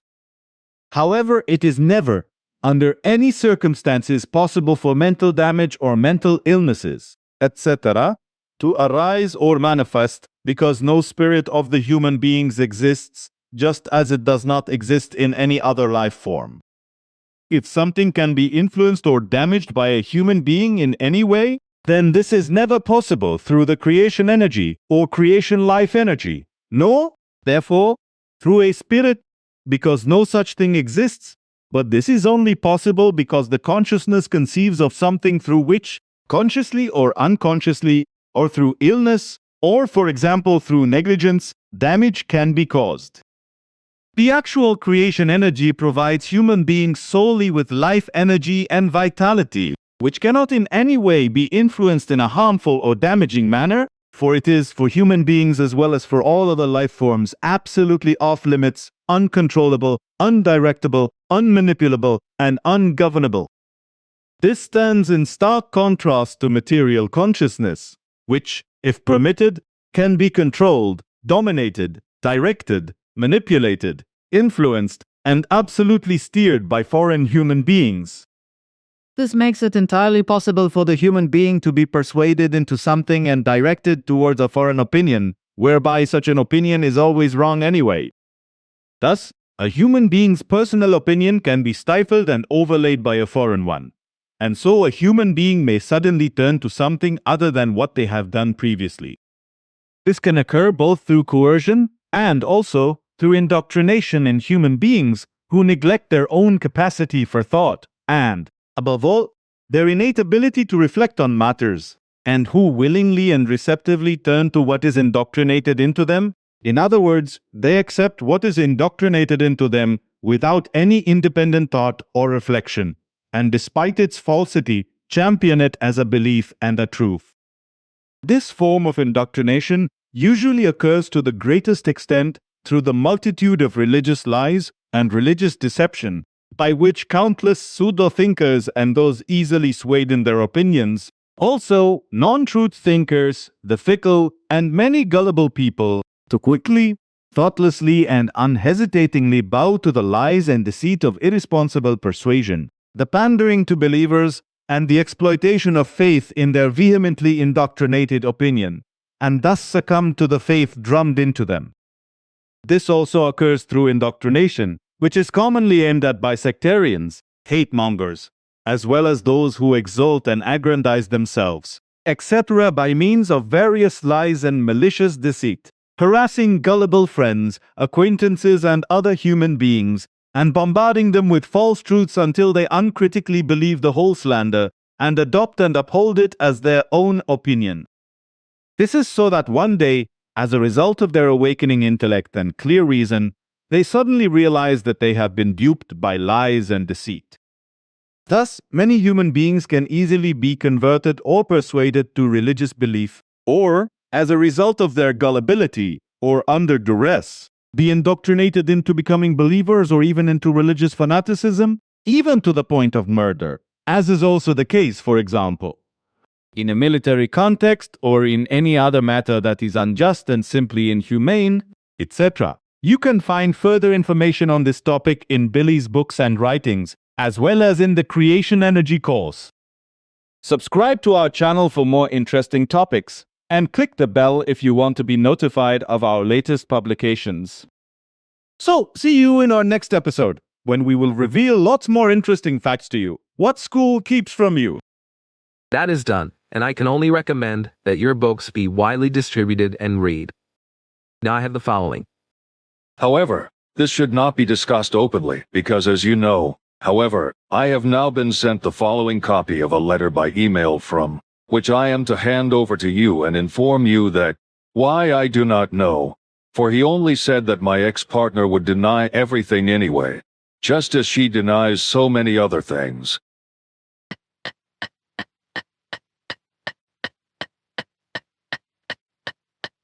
I am aware of that and of this letter also, but I wish to excuse me for what happened earlier. When we speak together, I do not dwell on it constantly. So let us talk about it later. So be it, but right now something is niggling at me. Something the world seems to be overlooking or chooses to overlook. Namely what the German government and the EU dictatorship are doing against Russia. Bermuda, who deals specifically with what is happening here on Earth, particularly in relation to politics and its repercussions, and with the precise analysis of politicians' attitudes, often tells me what is really going on in these matters. I can then compare all this with the news on TV, where I find that a great deal is distorted, lied about, and reported also half-heartedly, usually to the extent that Russia and Putin are denigrated and vilified, whilst Ukraine is always portrayed as the victim. Yet nothing is reported from Russia about how Ukraine's murderous organization is destroying much in Russia and murdering human beings. In this regard, only a few successes are reported, such as when the Ukrainians managed to penetrate deep into Russia with their drones and possibly cause damage, whereupon the cowardly warmonger Zelensky, who is sitting safely and securely out of harm's way, allows himself to be celebrated as a hero on television. This, whilst many Ukrainians and Russians, as well as mercenaries, are losing their lives on the front line.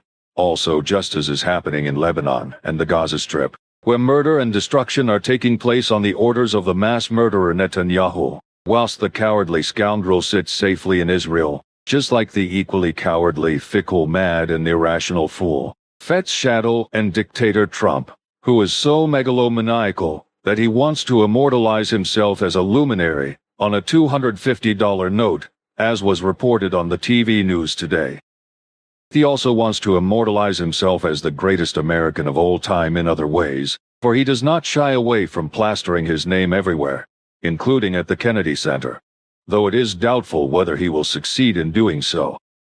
He also wants to buy his voters with $1 billion fund, as Bermuda said, because he fears he will lose voters, and wants to prevent this by winning over many of his admirers through a money spree. Whether he will succeed, I do not know, but the future will tell. Besides, Trump is not a real American, but a distant descendant of German immigrants, like practically all those so-called Americans who are descendants of those who, as immigrants in the old America, murdered the indigenous peoples, the Native Americans, in wars and so on, and stole their land. In addition to the fact that monstrous acts were also committed through the keeping and trading of slaves. Then it came to pass, probably in 1924, that the indigenous peoples of America were granted U.S. citizenship in their own land, which had belonged to them since time immemorial, by the descendants of the immigrants through the Indian Citizenship Act. In addition to what just occurred to me, Bermuda told me she has, after all, examined Trump in depth with regard to his cognitive functions, and to the best of her ability and within her capabilities, she has penetrated Trump's rationality, that is, his state of mind and reason, in order to analyze them. In doing so, through her most meticulous investigation, she has established that Trump's rationality and his capacity for thought and judgment are so extensively and profoundly damaged at their very core that, as she said, they cannot be treated to bring about an improvement. This ability and the capacity to penetrate the rationality of the human being are not granted to earthly experts. They also do not possess the ability to recognize and comprehend that his cognitive functions, or rather the rational conscious processes in his brain, have been damaged by megalomania, to such an extent that earthly therapeutic treatment for improvement or healing is completely and absolutely impossible. His cognitive functions, or rather his conscious processes, do not enable him, as Bermuda explained, to take in real information from the environment in a truly real way and to make correct decisions based on it, because fundamentally everything, in every aspect of thinking, learning, and acting, is not properly coordinated, cannot be processed, and therefore also cannot be understood. Consequently, it is absolutely impossible for Trump to consciously store anything properly, which is why he is extremely fickle in every respect and thus dogmatic in his vague decisions and opinions as well as in his confused thinking, and consequently also inconsistent in his feelings and emotions.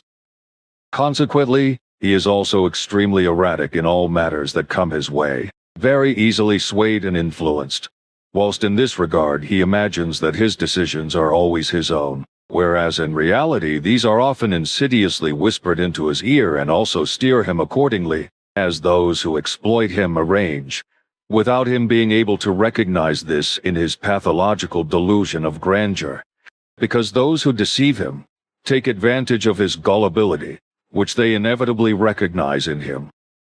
This is exploited all the more by those around him, because, moreover, he is unrealistic and utterly unreliable in his intentions, views, decisions and actions, and is also violent in his character, and, consequently, in his disposition.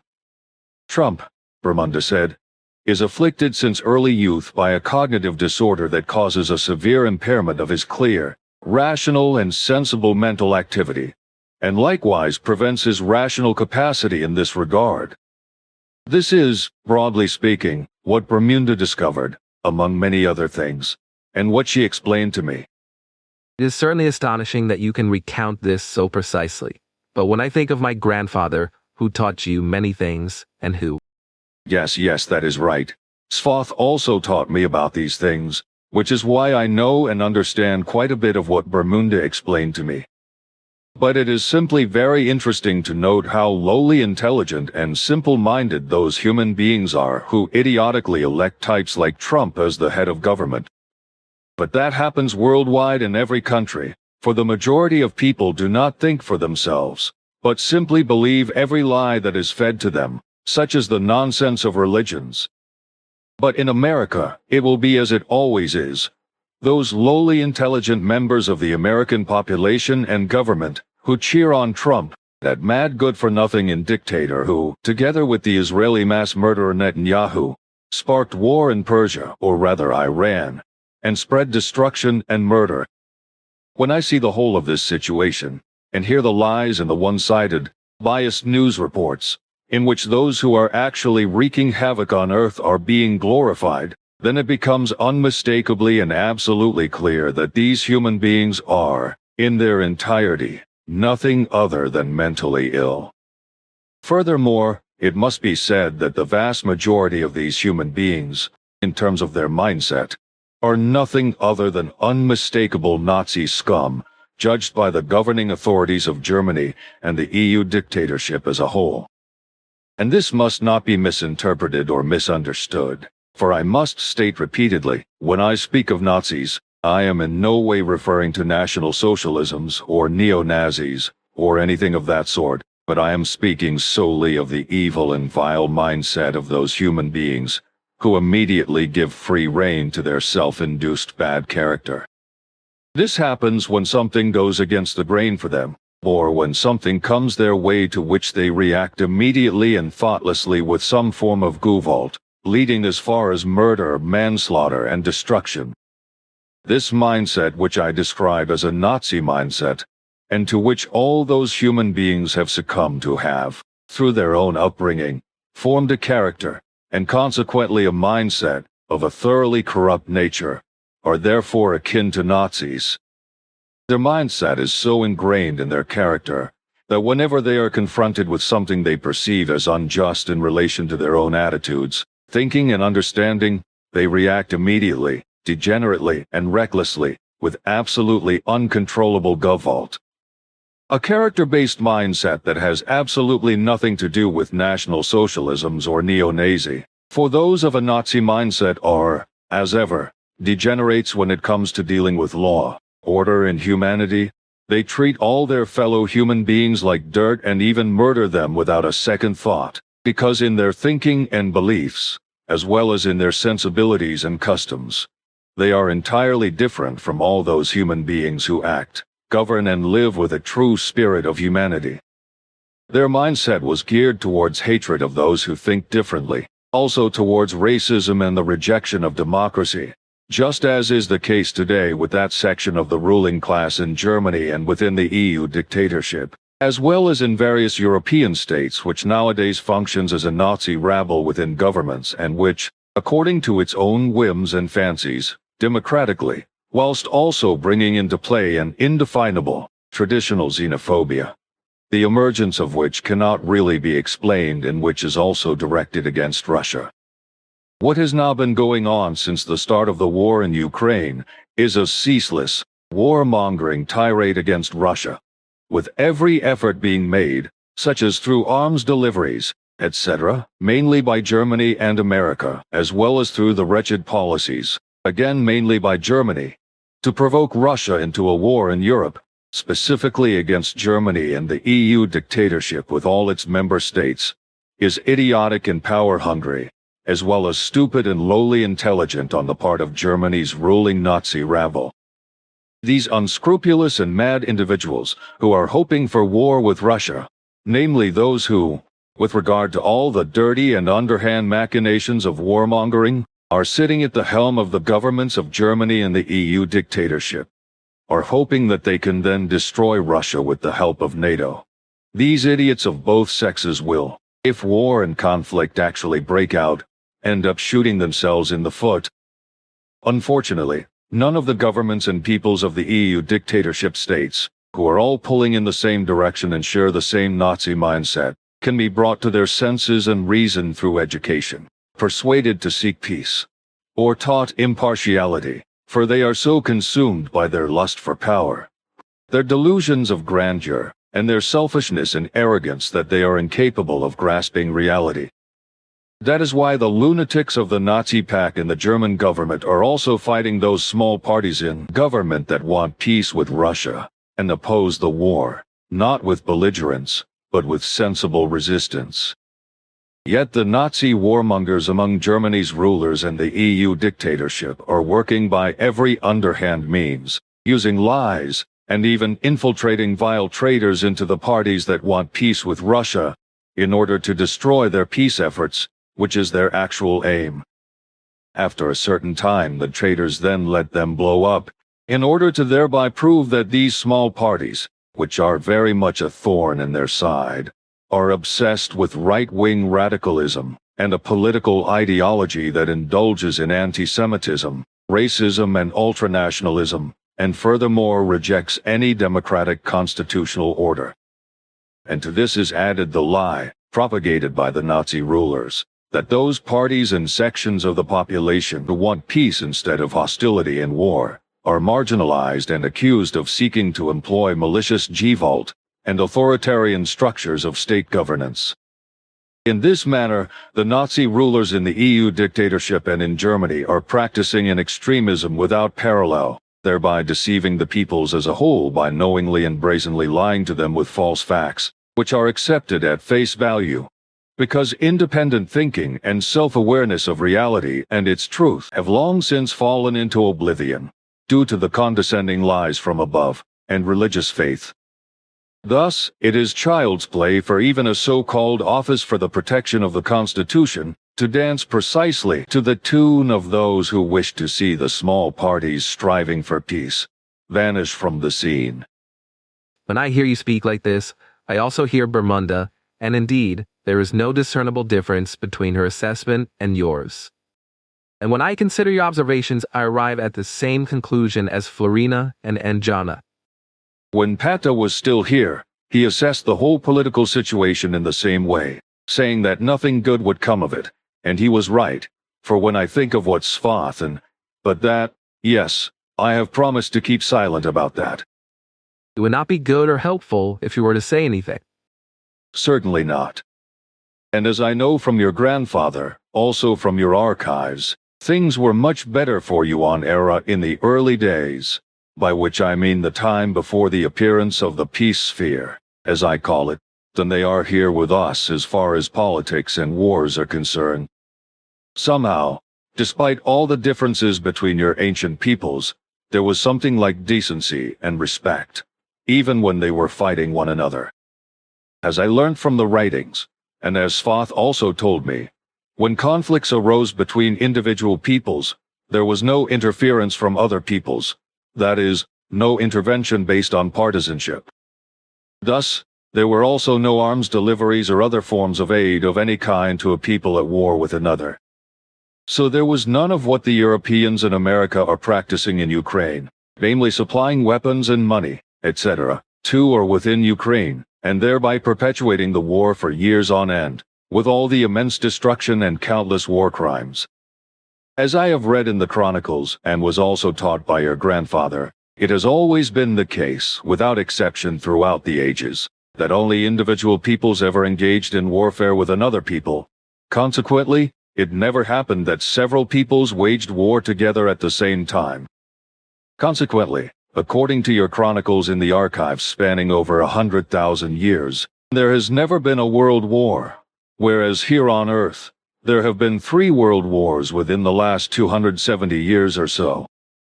To what is now unfolding with regard to what is happening in Ukraine, where America is involved and practically the whole of Europe, you also described as a world war.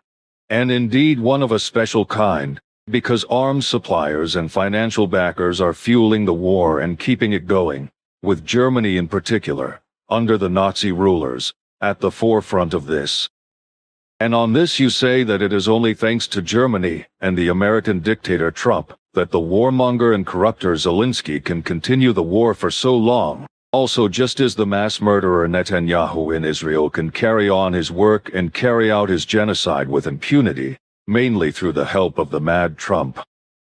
And that the criminal Trump, despite the supposed ceasefire in Persia or Iran, continues to have the American murderous organization smash and destroy everything in its path, and thereby also murder human beings, well, that is obvious. Compared to these 3 war criminals, the Russian Putin is a mere amateur, but by no means a weak-willed weakling, and just as culpable as the other 3. He is not harmless, innocent, or weak, but a man who is hardened, martial, daring, cunning, combative, and not to be underestimated. You know, all sorts of things from our chronicles that I am less familiar with. Yes, but it was because of my duty to concern myself with them because...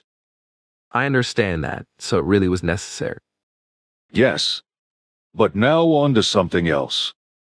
As you know, in my view, also that section of the Swiss ruling class which is autocratic is going mad, as is that section of the population which blindly trusts the government, for apart from the treasonous bilateral agreements with the EU dictatorship, those who have truly lost their minds now want to envisage some sort of alliance with the murderous organization NATO, thereby completely ruining the country's neutrality.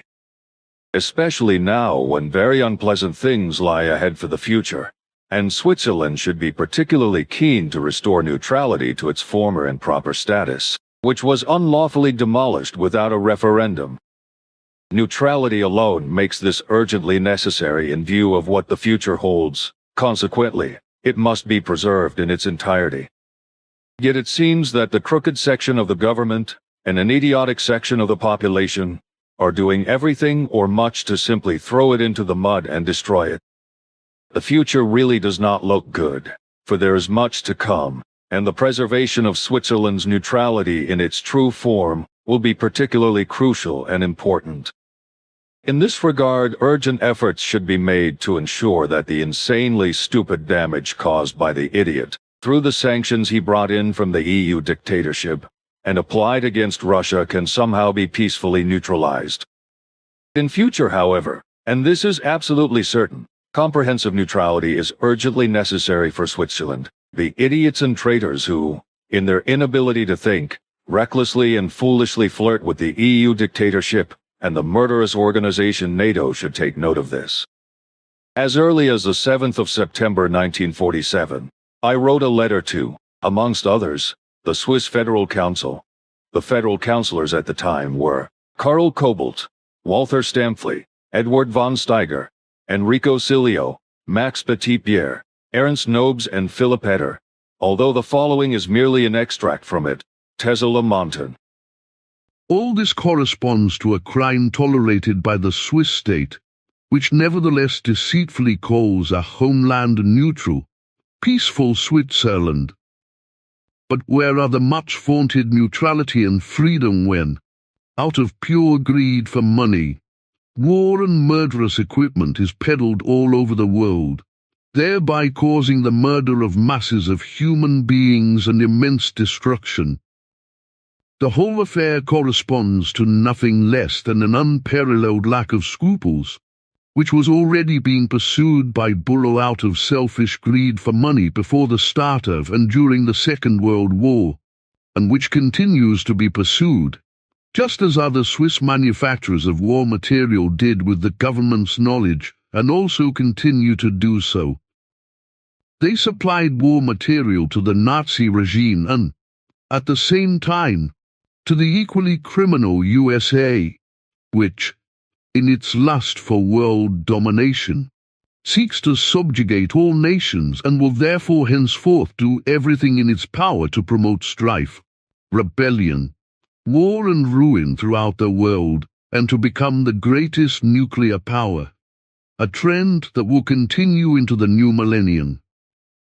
In the process, whilst the USA has already made itself indispensable in many countries worldwide, Russia and China will face increasing challenges from the USA, with Switzerland also criminally aiding this effort, as it too, like the USA, which is primarily at the forefront and in the lead, will conduct arms deals with criminal states. Overall, these will be murderous deals that will bring tens of millions of deaths and misery, destruction and annihilation to the whole world, with Switzerland also bearing a great deal of blame for this through its arms exports. All the wars and terrorist activities still taking place in so many countries on earth, as well as all the mass killings, rampant misery, famines, and even rampantly spreading diseases, will together cost hundreds of thousands and indeed many millions of human lives and trigger waves of refugees. Federal Counselor Karl Kobelt, I should like to add this, came to see me in secret at Niederflax, and explained that everything was as I had written to the Federal Council, and would certainly come to pass as I had described. He thanked me, and he was extremely grateful when I was able to prove to him that I was in contact with Svath, and thus with the Pleiadian, because I was able to arrange for him to see Svath's pear-shaped beam ship, which hovered around the Iraqfeld for 2 or 3 minutes specifically for this purpose, before disappearing again. However, when Mr. Kobelt left again after about 3 hours, he urged me not to tell anyone about his visit, and to keep it secret. But now, I think, he is long since not a federal counselor and has moreover passed away. The letter that Pastor Zimmerman had typed up for me at the time, Mr. Kobelt told me, had not been read by the federal counselor at all, as it was customary for letters addressed to him not to reach him personally, but simply to be handed in at the reception in the federal palace, to be examined later by those who might be interested in them. And since Mr. Kobelt was interested in what private correspondence had been received by the federal counselor, he also came across my letter, read it, and then visited me. The vast majority of human beings have simply become indifferent, irresponsibly mad, and unscrupulous. Moreover, they no longer think for themselves, but are merely credulous, and not just in matters of religion and sects, but also regarding the verbal manipulations of those in power, through which those sections of the population who are incapable of the necessary independent thought and decision-making are influenced. This is now the case worldwide. It is not the small minority who govern correctly and do everything correctly, but rather that exceedingly large, indifferent, and utterly irresponsible section of those in power who, through their secret dictatorship, fully influence and make their subservient populations dance to their will with slimy, false, and twisted explanations. All those subservient members of the populace, the citizens of all nations, who degrade themselves by licking the boots of all the powerful, the power-hungry, and the self-centered, selfish, and self-important figures in the governments of various states, as is the case, for example, with all the wretched supporters of the obsequious machinations of the American dictator Trump, and the mass murderer Netanyahu in Israel, and the corrupt and warmongering Zelensky in Ukraine, though I cannot place Putin in the same category, As he is more moderate, though also by no means harmless, it is they who are unaware, and apparently remain so, that they are being willously steered and exploited from above by the self-serving and ruling powers according to their own agenda. It is therefore of the utmost urgency that all the peoples of every nation on earth finally become self-thinking and self-determining, guided by reason and justice.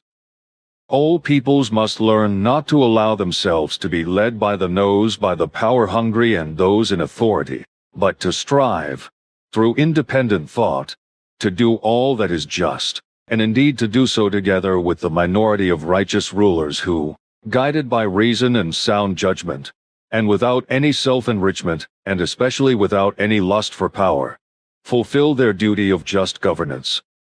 This must be done in absolute and true peace, and in effective freedom, that is to say without any gewalt whatsoever, which absolutely requires that no state or other murderous organization's army be permitted or maintained, thereby ensuring there is no possibility of deploying such forces to murder and destroy fellow human beings and their achievements. This, instead of such an army being constantly and pointlessly upgraded at enormous expense, so that deranged individuals, driven by the joy and lust of murder and destruction, can indulge their hobby in this regard. This, instead of all human beings cultivating friendship with all their fellow human beings across the entire earth, and thereby giving meaning to their lives, as I wrote in the following article back in 2010. Previously, Giving life meaning. For human beings, it is very important to give our lives meaning. However, this meaning is not limited to a single aspect, but is extremely diverse. One such meaning, for example, is having good and true friends who genuinely care for us and also show real and sincere concern for everything that matters to us. Another meaning arises from our unique, specific characteristic of the ability to smile and laugh, through which we bring joy to our fellow human beings and to ourselves. When we smile or laugh, it makes not only ourselves but also others happy, just as when others make themselves and us happy through their smiles and laughter. Gloomy, grim, and angry faces are frowned upon, for nobody likes them. Sincere smiles and laughter also foster good friendships, as well as many other good things, for smiling, laughing, and grinning are contagious and lie in human nature. Of course, falsehoods and lies can sometimes lurk behind them, leading to evil and bad things emerging. Yet when we give ourselves over to our laughter and smiles in an unguarded and honest way, everyone rejoices in it. In the act of sincere laughter and smiling, our delight in good, loving, and valuable friendships and in harmony is also revealed. Ultimately, this makes friendship a high value and leads to joy and peace. And these two further values correspond entirely to our human nature. As genuine human beings, we need only take all this to heart. Then our lives can be very meaningful, fulfilling, and happy. Our minds must not simply be focused on mistrust and on hostile thoughts and feelings, nor on hatred, for neither love nor happiness arise from this, nor also peace, freedom, and harmony. On the contrary, we must do everything we can to make ourselves happy and to also make our fellow human beings happy. But we can only do this if we develop an altruistic or selfless attitude from within ourselves, thereby creating a friendly and harmonious atmosphere. This is essential if we wish to gather other human beings around us as sincere friends. True friendship is built on love and understanding, as well as on genuine concern for all matters relating to those who may be regarded as true friends. And in such a true friendship, there must be no jealousy, resentment, lies, deceit, or competitive thoughts, also pride or envy. Such negative traits are pure poison for a friendship. A true friendship must be free of these and must also improve one's own attitude, which must be geared towards not merely waiting for a change towards true friendship and the good to come from outside, for a personal inner transformation of consciousness must take place. Otherwise, we shall be disappointed. We must be human beings characterized by true love, for love is, without a doubt, both in the short and long term, the true root of peace, freedom, and harmony, and thus also of true happiness and all that is good. This requires no trite sayings or verses from so-called holy scriptures, but solely our intellect, our reason, and our will to be true and genuine human beings.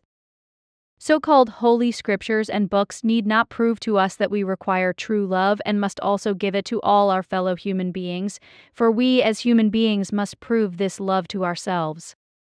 This is what our lived experience has taught us since time immemorial, when we look back on our lives.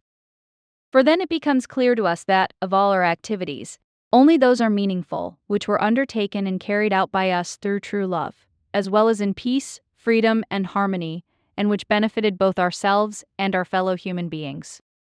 When we consider our endeavors in which we pursued our own interests, it is often difficult to assess what benefit we actually derived from them. It is also a fact that all the gains of every kind achieved in the process seem like past dreams, leaving us often with little of lasting value that we have truly gained. All too often, in fact, we carry heavy burdens from our past endeavors because we have committed dishonest acts, dishonesty, and deception, often unconsciously. But if we can recognize that we have actually achieved a benefit and done good, then that is a cause for genuine joy, especially when we look back and realize that various purposes of our lives were fulfilled because we did good for our fellow human beings in love and friendship, whereby one thing or another was also useful for ourselves. Semyaze Silver Star Center, the 11th of January 2010, 1:15 hours, Billy. So that was what I wrote 17 years ago, which still holds its value today, and also will continue to do so into the future, never losing it. And as it often happens that certain things coincide, this is also the case now. Namely in the sense that an article has appeared on Infosperber showing how Netanyahu and his murderous organization's army treat innocent human beings. This Infosperber article also appeared online yesterday, clearly demonstrating how Israel's state murderous organization operates and forgets. 28th May 2026. They punched me, tasered me, kicked me in the throat.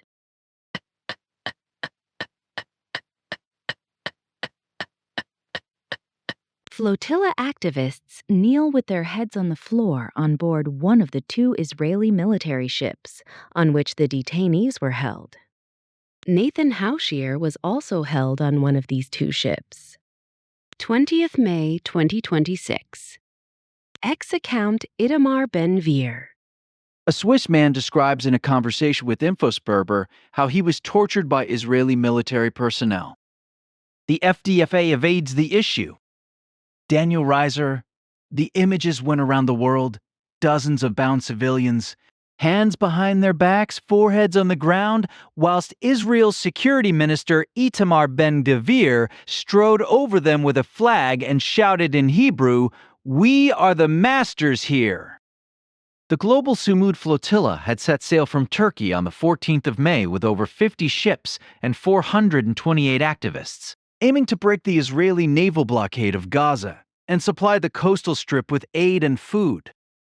According to the Global Sumud Flotilla's press release of the 24th of May 2026, at least 67 of the 428 detained persons were so seriously injured that they required further treatment in state hospitals. 12 were admitted as inpatients. Italy's Prime Minister Meloni described the scenes as unacceptable. France, the Netherlands, and Australia summoned the Israeli ambassadors. The Swiss Federal Department of Foreign Affairs remained silent. Nathan Hauschier, 28 years old, a plumber from Blanay in the canton of Vaud, was one of the 428 people detained. He says, in the cell, a screen showed Palestinian human beings around the clock. Human beings beaten to death, shot dead, burned. Nathan Hauschier, how did you come to join a flotilla mission? The situation in Gaza is catastrophic, and the Swiss government is complicit, also Swiss industry.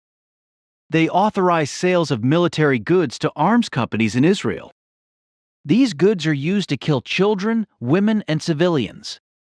We have a moral duty to do something about it. Switzerland hides behind a pretense of neutrality, yet continues to allow military goods to be supplied to Israel and buys a great deal of military equipment itself. This complicity must not be allowed to continue. I saw this mission as an opportunity to do at least something, and to raise the profile of the Palestinian cause. Can you tell us about your experiences over the last few days? The images that went around the world, human beings with their hands tied, their foreheads on the ground, reports of rape and torture, were horrifying. What was striking was the extent of the violence against human beings who had completely surrendered. We did not resist at any point. We surrendered. And yet they used violence to punish us and to break us psychologically. It was never a question of self-defense. It was gratuitous, senseless violence. Can you describe the situation in more detail? You were on a boat, and then the Israeli soldiers arrived? We knew that the interception operation had begun early in the morning, and we tried to separate our boat from the rest of the flotilla in order to make headway as quickly as possible. Then we saw a speedboat on the horizon, fully manned by armed, fully equipped soldiers. It was approaching very quickly. They ordered us to lower the sails and change course. Then they boarded the vessel and instructed us to kneel at the front of the boat. They searched the boat and us personally, took control and took us to a prison ship. There were 2 of them. We did not know that at the time. The G-vault began as we were transferred to the prison ship. The moment I came on board, my arm was twisted behind my back, and I was forced to my knees. They stripped us of our clothes. We were left in just our trousers and t-shirts. After another search, we had to line up in front of a table where our passports were checked. After that, we were taken into the black containers. Black containers? We were all standing in a row, like in a queue at passport control. They checked us, then we were thrown into the containers. We saw the human beings in front of us being thrown in. We heard the screams. As soon as we were inside, they started beating us. They punched me, tasered me, kicked me in the throat. Can you describe that in more detail? They punched me in the face 3 times. Once from behind, against the head. I fell to the ground. Then, whilst I was lying on the ground, they hit me in the back. And then they tasered me 3 times. I was lying flat on the ground and they kicked me in the throat with their boots and stood on my face. They pulled me to my feet and kicked me in the groin. Then they threw me into a detention cell. I got off lightly. What do you mean by that? Muslim women had it worst, I was told later. We had a man from Malaysia on board. They held him for longer and beat him harder than the rest of us. That was a pattern. Human beings from certain countries were systematically treated more harshly. What happened after the beatings, the kicks, the tasering? The sleep deprivation began. There was not enough room to sleep. Human beings slept sitting up, and yet every night 8 to 10 people had to stand to leave enough space for the others. From above on the containers, the soldiers shone lasers and lights at us all night long so that we could not sleep, so that we would be afraid. There were 7 toilets on the prison ship, but only 2 were open. And even there was no toilet paper. Every time we asked for something to eat or drink, they came in full combat gear, pointed their weapons at us, and threw stun grenades at our feet. Sometimes they fired 1 or 2 shots from their rubber bullet rifles every time they brought us a little food or water. What was there to eat? Frozen bread. We had to wait for it to thaw before we could eat it. I was on hunger strike. I did not eat it. And they left us freezing in the cold, in t-shirts and thin clothes at night. We asked them to bring some warmer clothes for the injured. On our boat alone, more than 30 human beings had broken bones. For them, the risk of hypothermia was very real. They did not care. How many human beings were there? How many soldiers? When I was admitted, I was given number 104. They assigned numbers to everyone. Every time a new boat was brought in, we heard the screams of human beings from the black containers. In the end, there were an estimated 250 on our ship, about half the flotilla. The other half were on the second prison ship. At the same time, I saw about 30 soldiers when they came down, plus the guards on top of the containers. There were personnel in green, standard soldiers, and others in gray who looked more like a specialized detention corps. And then you arrived in the port? Where was that? Ashdod, the port of Ashdod. Ashdod is located around 30 kilometers south of Tel Aviv and about 40 kilometers north of Gaza. After how many days? After 2 days. We saw the images. Human beings kneeling, hands bound, an Israeli minister waving a flag. On the ship, they made us kneel, our hands bound with cable ties, whilst the Israeli national anthem played on a loop. They filmed and photographed us. Then they took us off the ship. You can see in the videos they released how they lifted us up by our arms. We passed small tents where they beat us again before forcing us to our knees once more in a large tent. Israeli music was playing there again. Ben Giver was apparently a little further away in a smaller tent. That is where the other photos and videos were taken.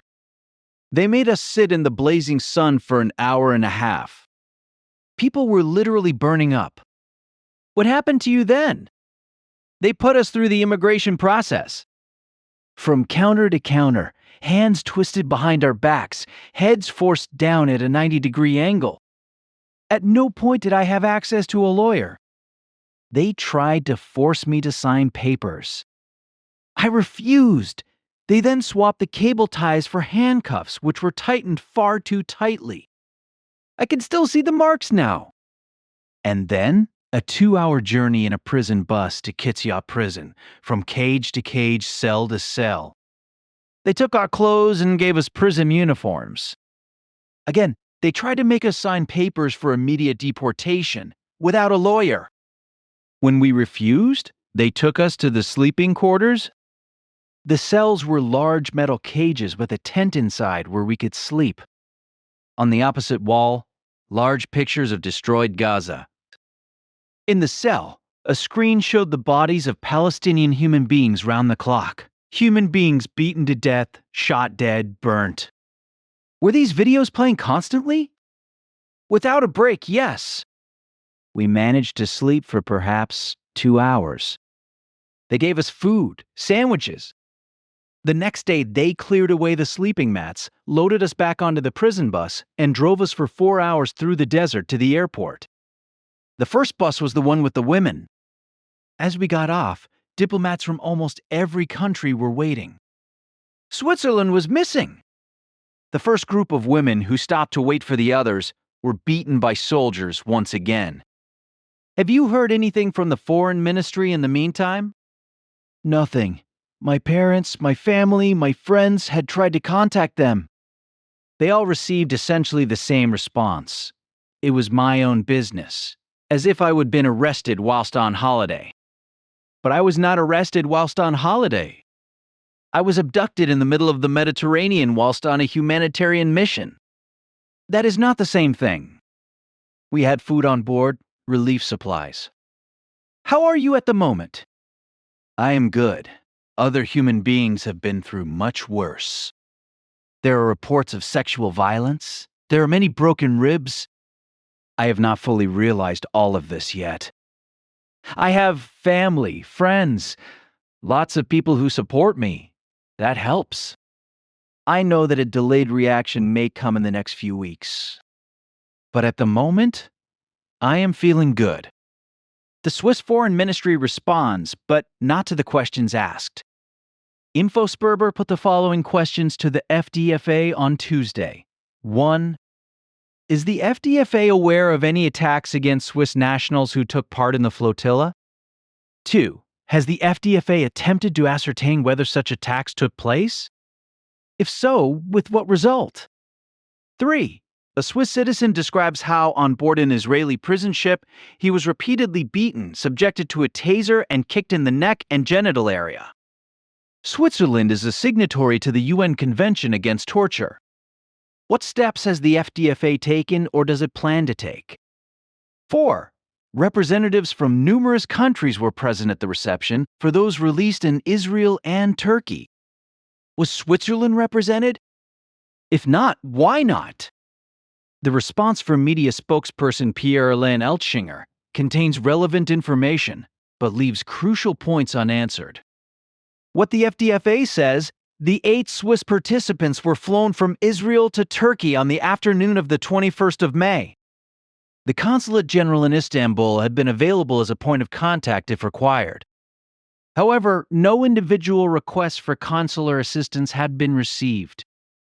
The FDFA had repeatedly called on the Israeli ambassador and the Swiss embassy in Tel Aviv to uphold the fundamental rights of the flotilla participants.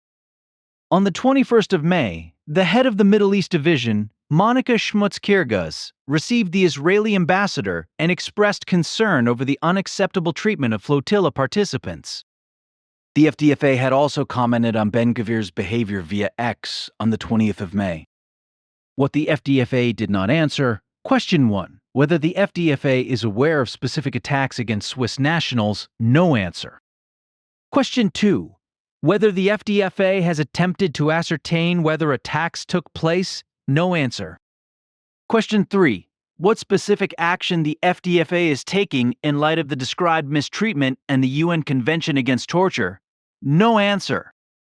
Instead, verbatim. Any affected persons from the flotilla must primarily assert their rights in the respective country, with the support of their lawyers and through the legal remedies available there. It is a sentence that deserves special attention. Anyone who was abducted, beaten, and tasered by the military in international waters is to assert their rights in the respective country, that is, in Israel, with the support of their lawyers. Nathan House here had no access to a lawyer throughout his detention. Question 4. Whether Switzerland was represented at the reception of those released? No answer. There is nothing else to be expected.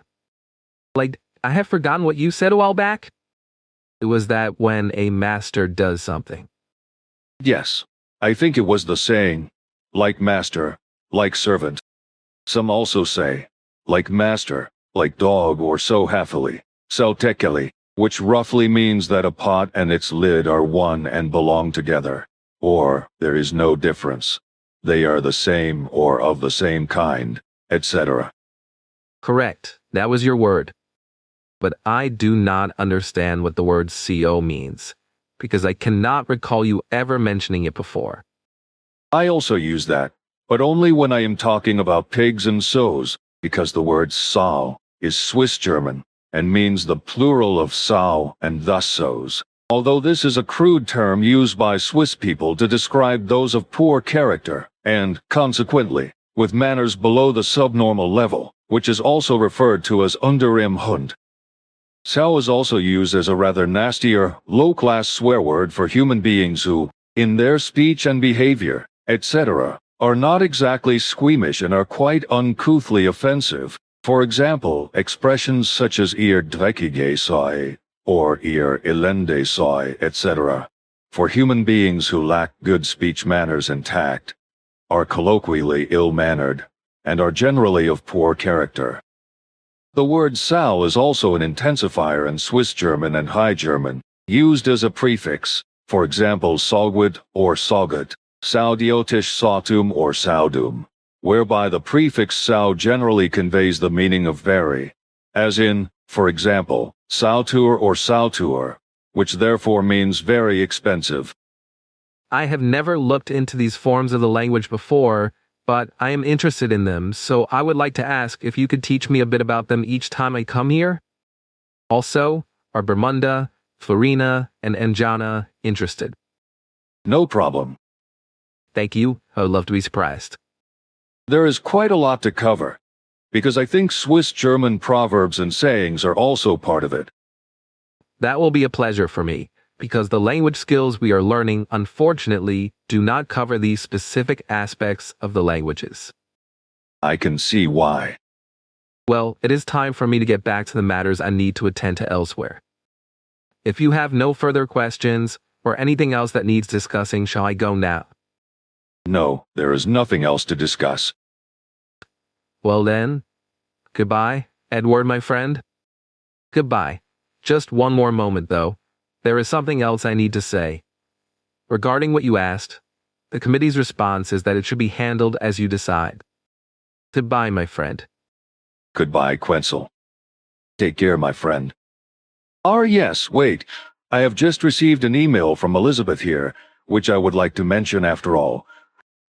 I received it a few days ago and dealt with it over the phone, and since we have now finished transcribing our conversation from the 29th of May today, on the 1st of June, it is a good thing that, after your dictation, it has just occurred to me that I have something here that needs to be said, something that is clearly urgently necessary.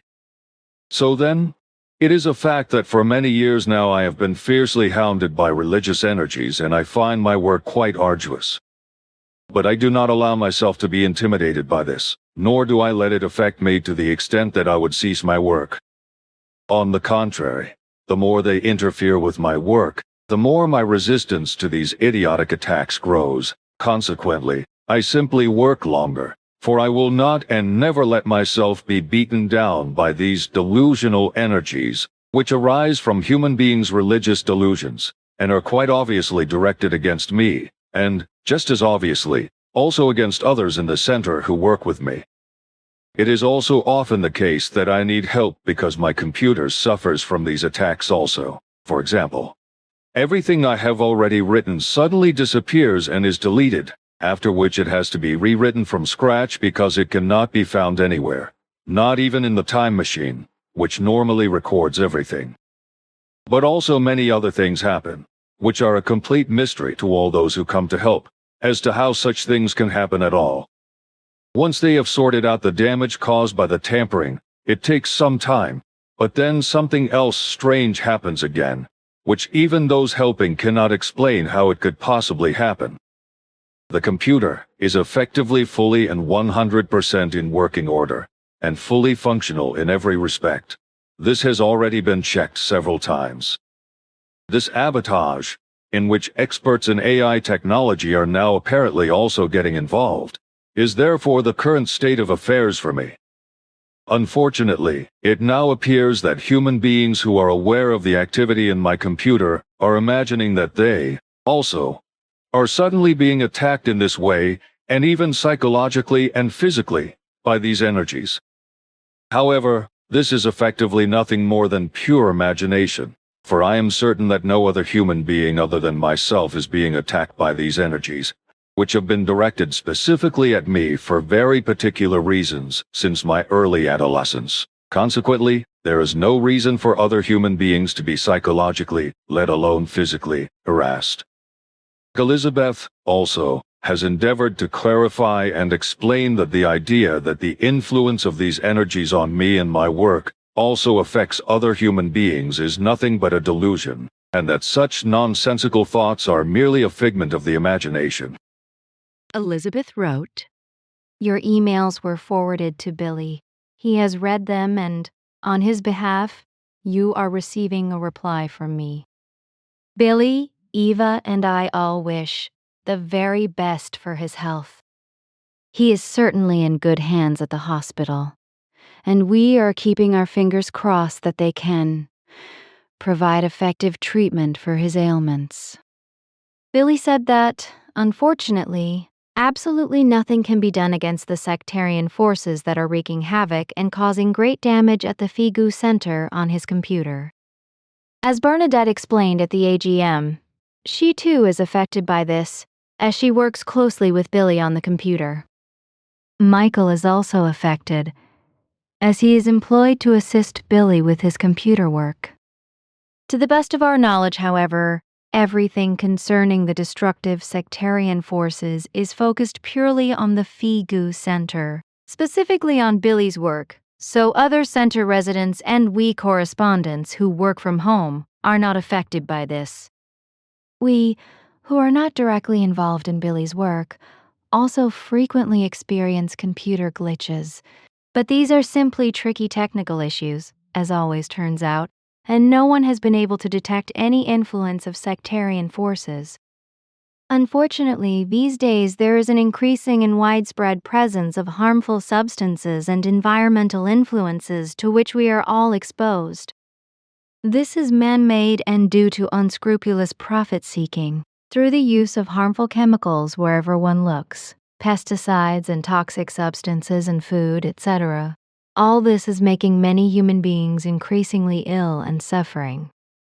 Time and again, Billy points out these negative circumstances in the contact reports, and that we can therefore only strive to obtain good medical care when necessary. It is also very important that we take good care of our mental well-being by maintaining a neutral, positive attitude towards all the negative events in the world over which we have no influence. Warm regards also on behalf of Billy, and best wishes for Salome Elizabeth. Unfortunately, this was to be expected, and such delusions are not harmless, for they very quickly give rise to delusions which not only cause the whole of one's thinking to become diseased, but also, to the same extent, one's feelings, from which emotions of suffering arise that have a very negative effect on what you call the psyche, which in truth is nothing other than the negative form of the entire interconnections of false thinking, and which manifests itself accordingly. And the longer this false thinking is maintained and perpetuated, the more intense the negative state of the psyche becomes, ultimately spreading to the body and its organs. Consequently, the physical body is also affected, and the human being becomes physically ill, with various organs also beginning to suffer, and the human being falling ill throughout their entire body.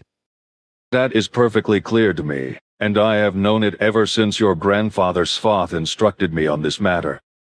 Unfortunately, however, this is not taught in this way here on Earth, and therefore psychiatrists cannot help their mentally ill patients either, because the entire field of psychiatry is based on completely false premises. It is probably unnecessary to explain any more on this matter.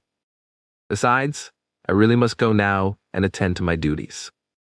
Farewell, my friend, though it will be some time before we meet again, and Florena and Jana and Bermunda will also be away for quite a while. If anything important comes up, someone from our delegation will get in touch with you. Well then, take care. But do let us hear from you while you are away. So, see you later.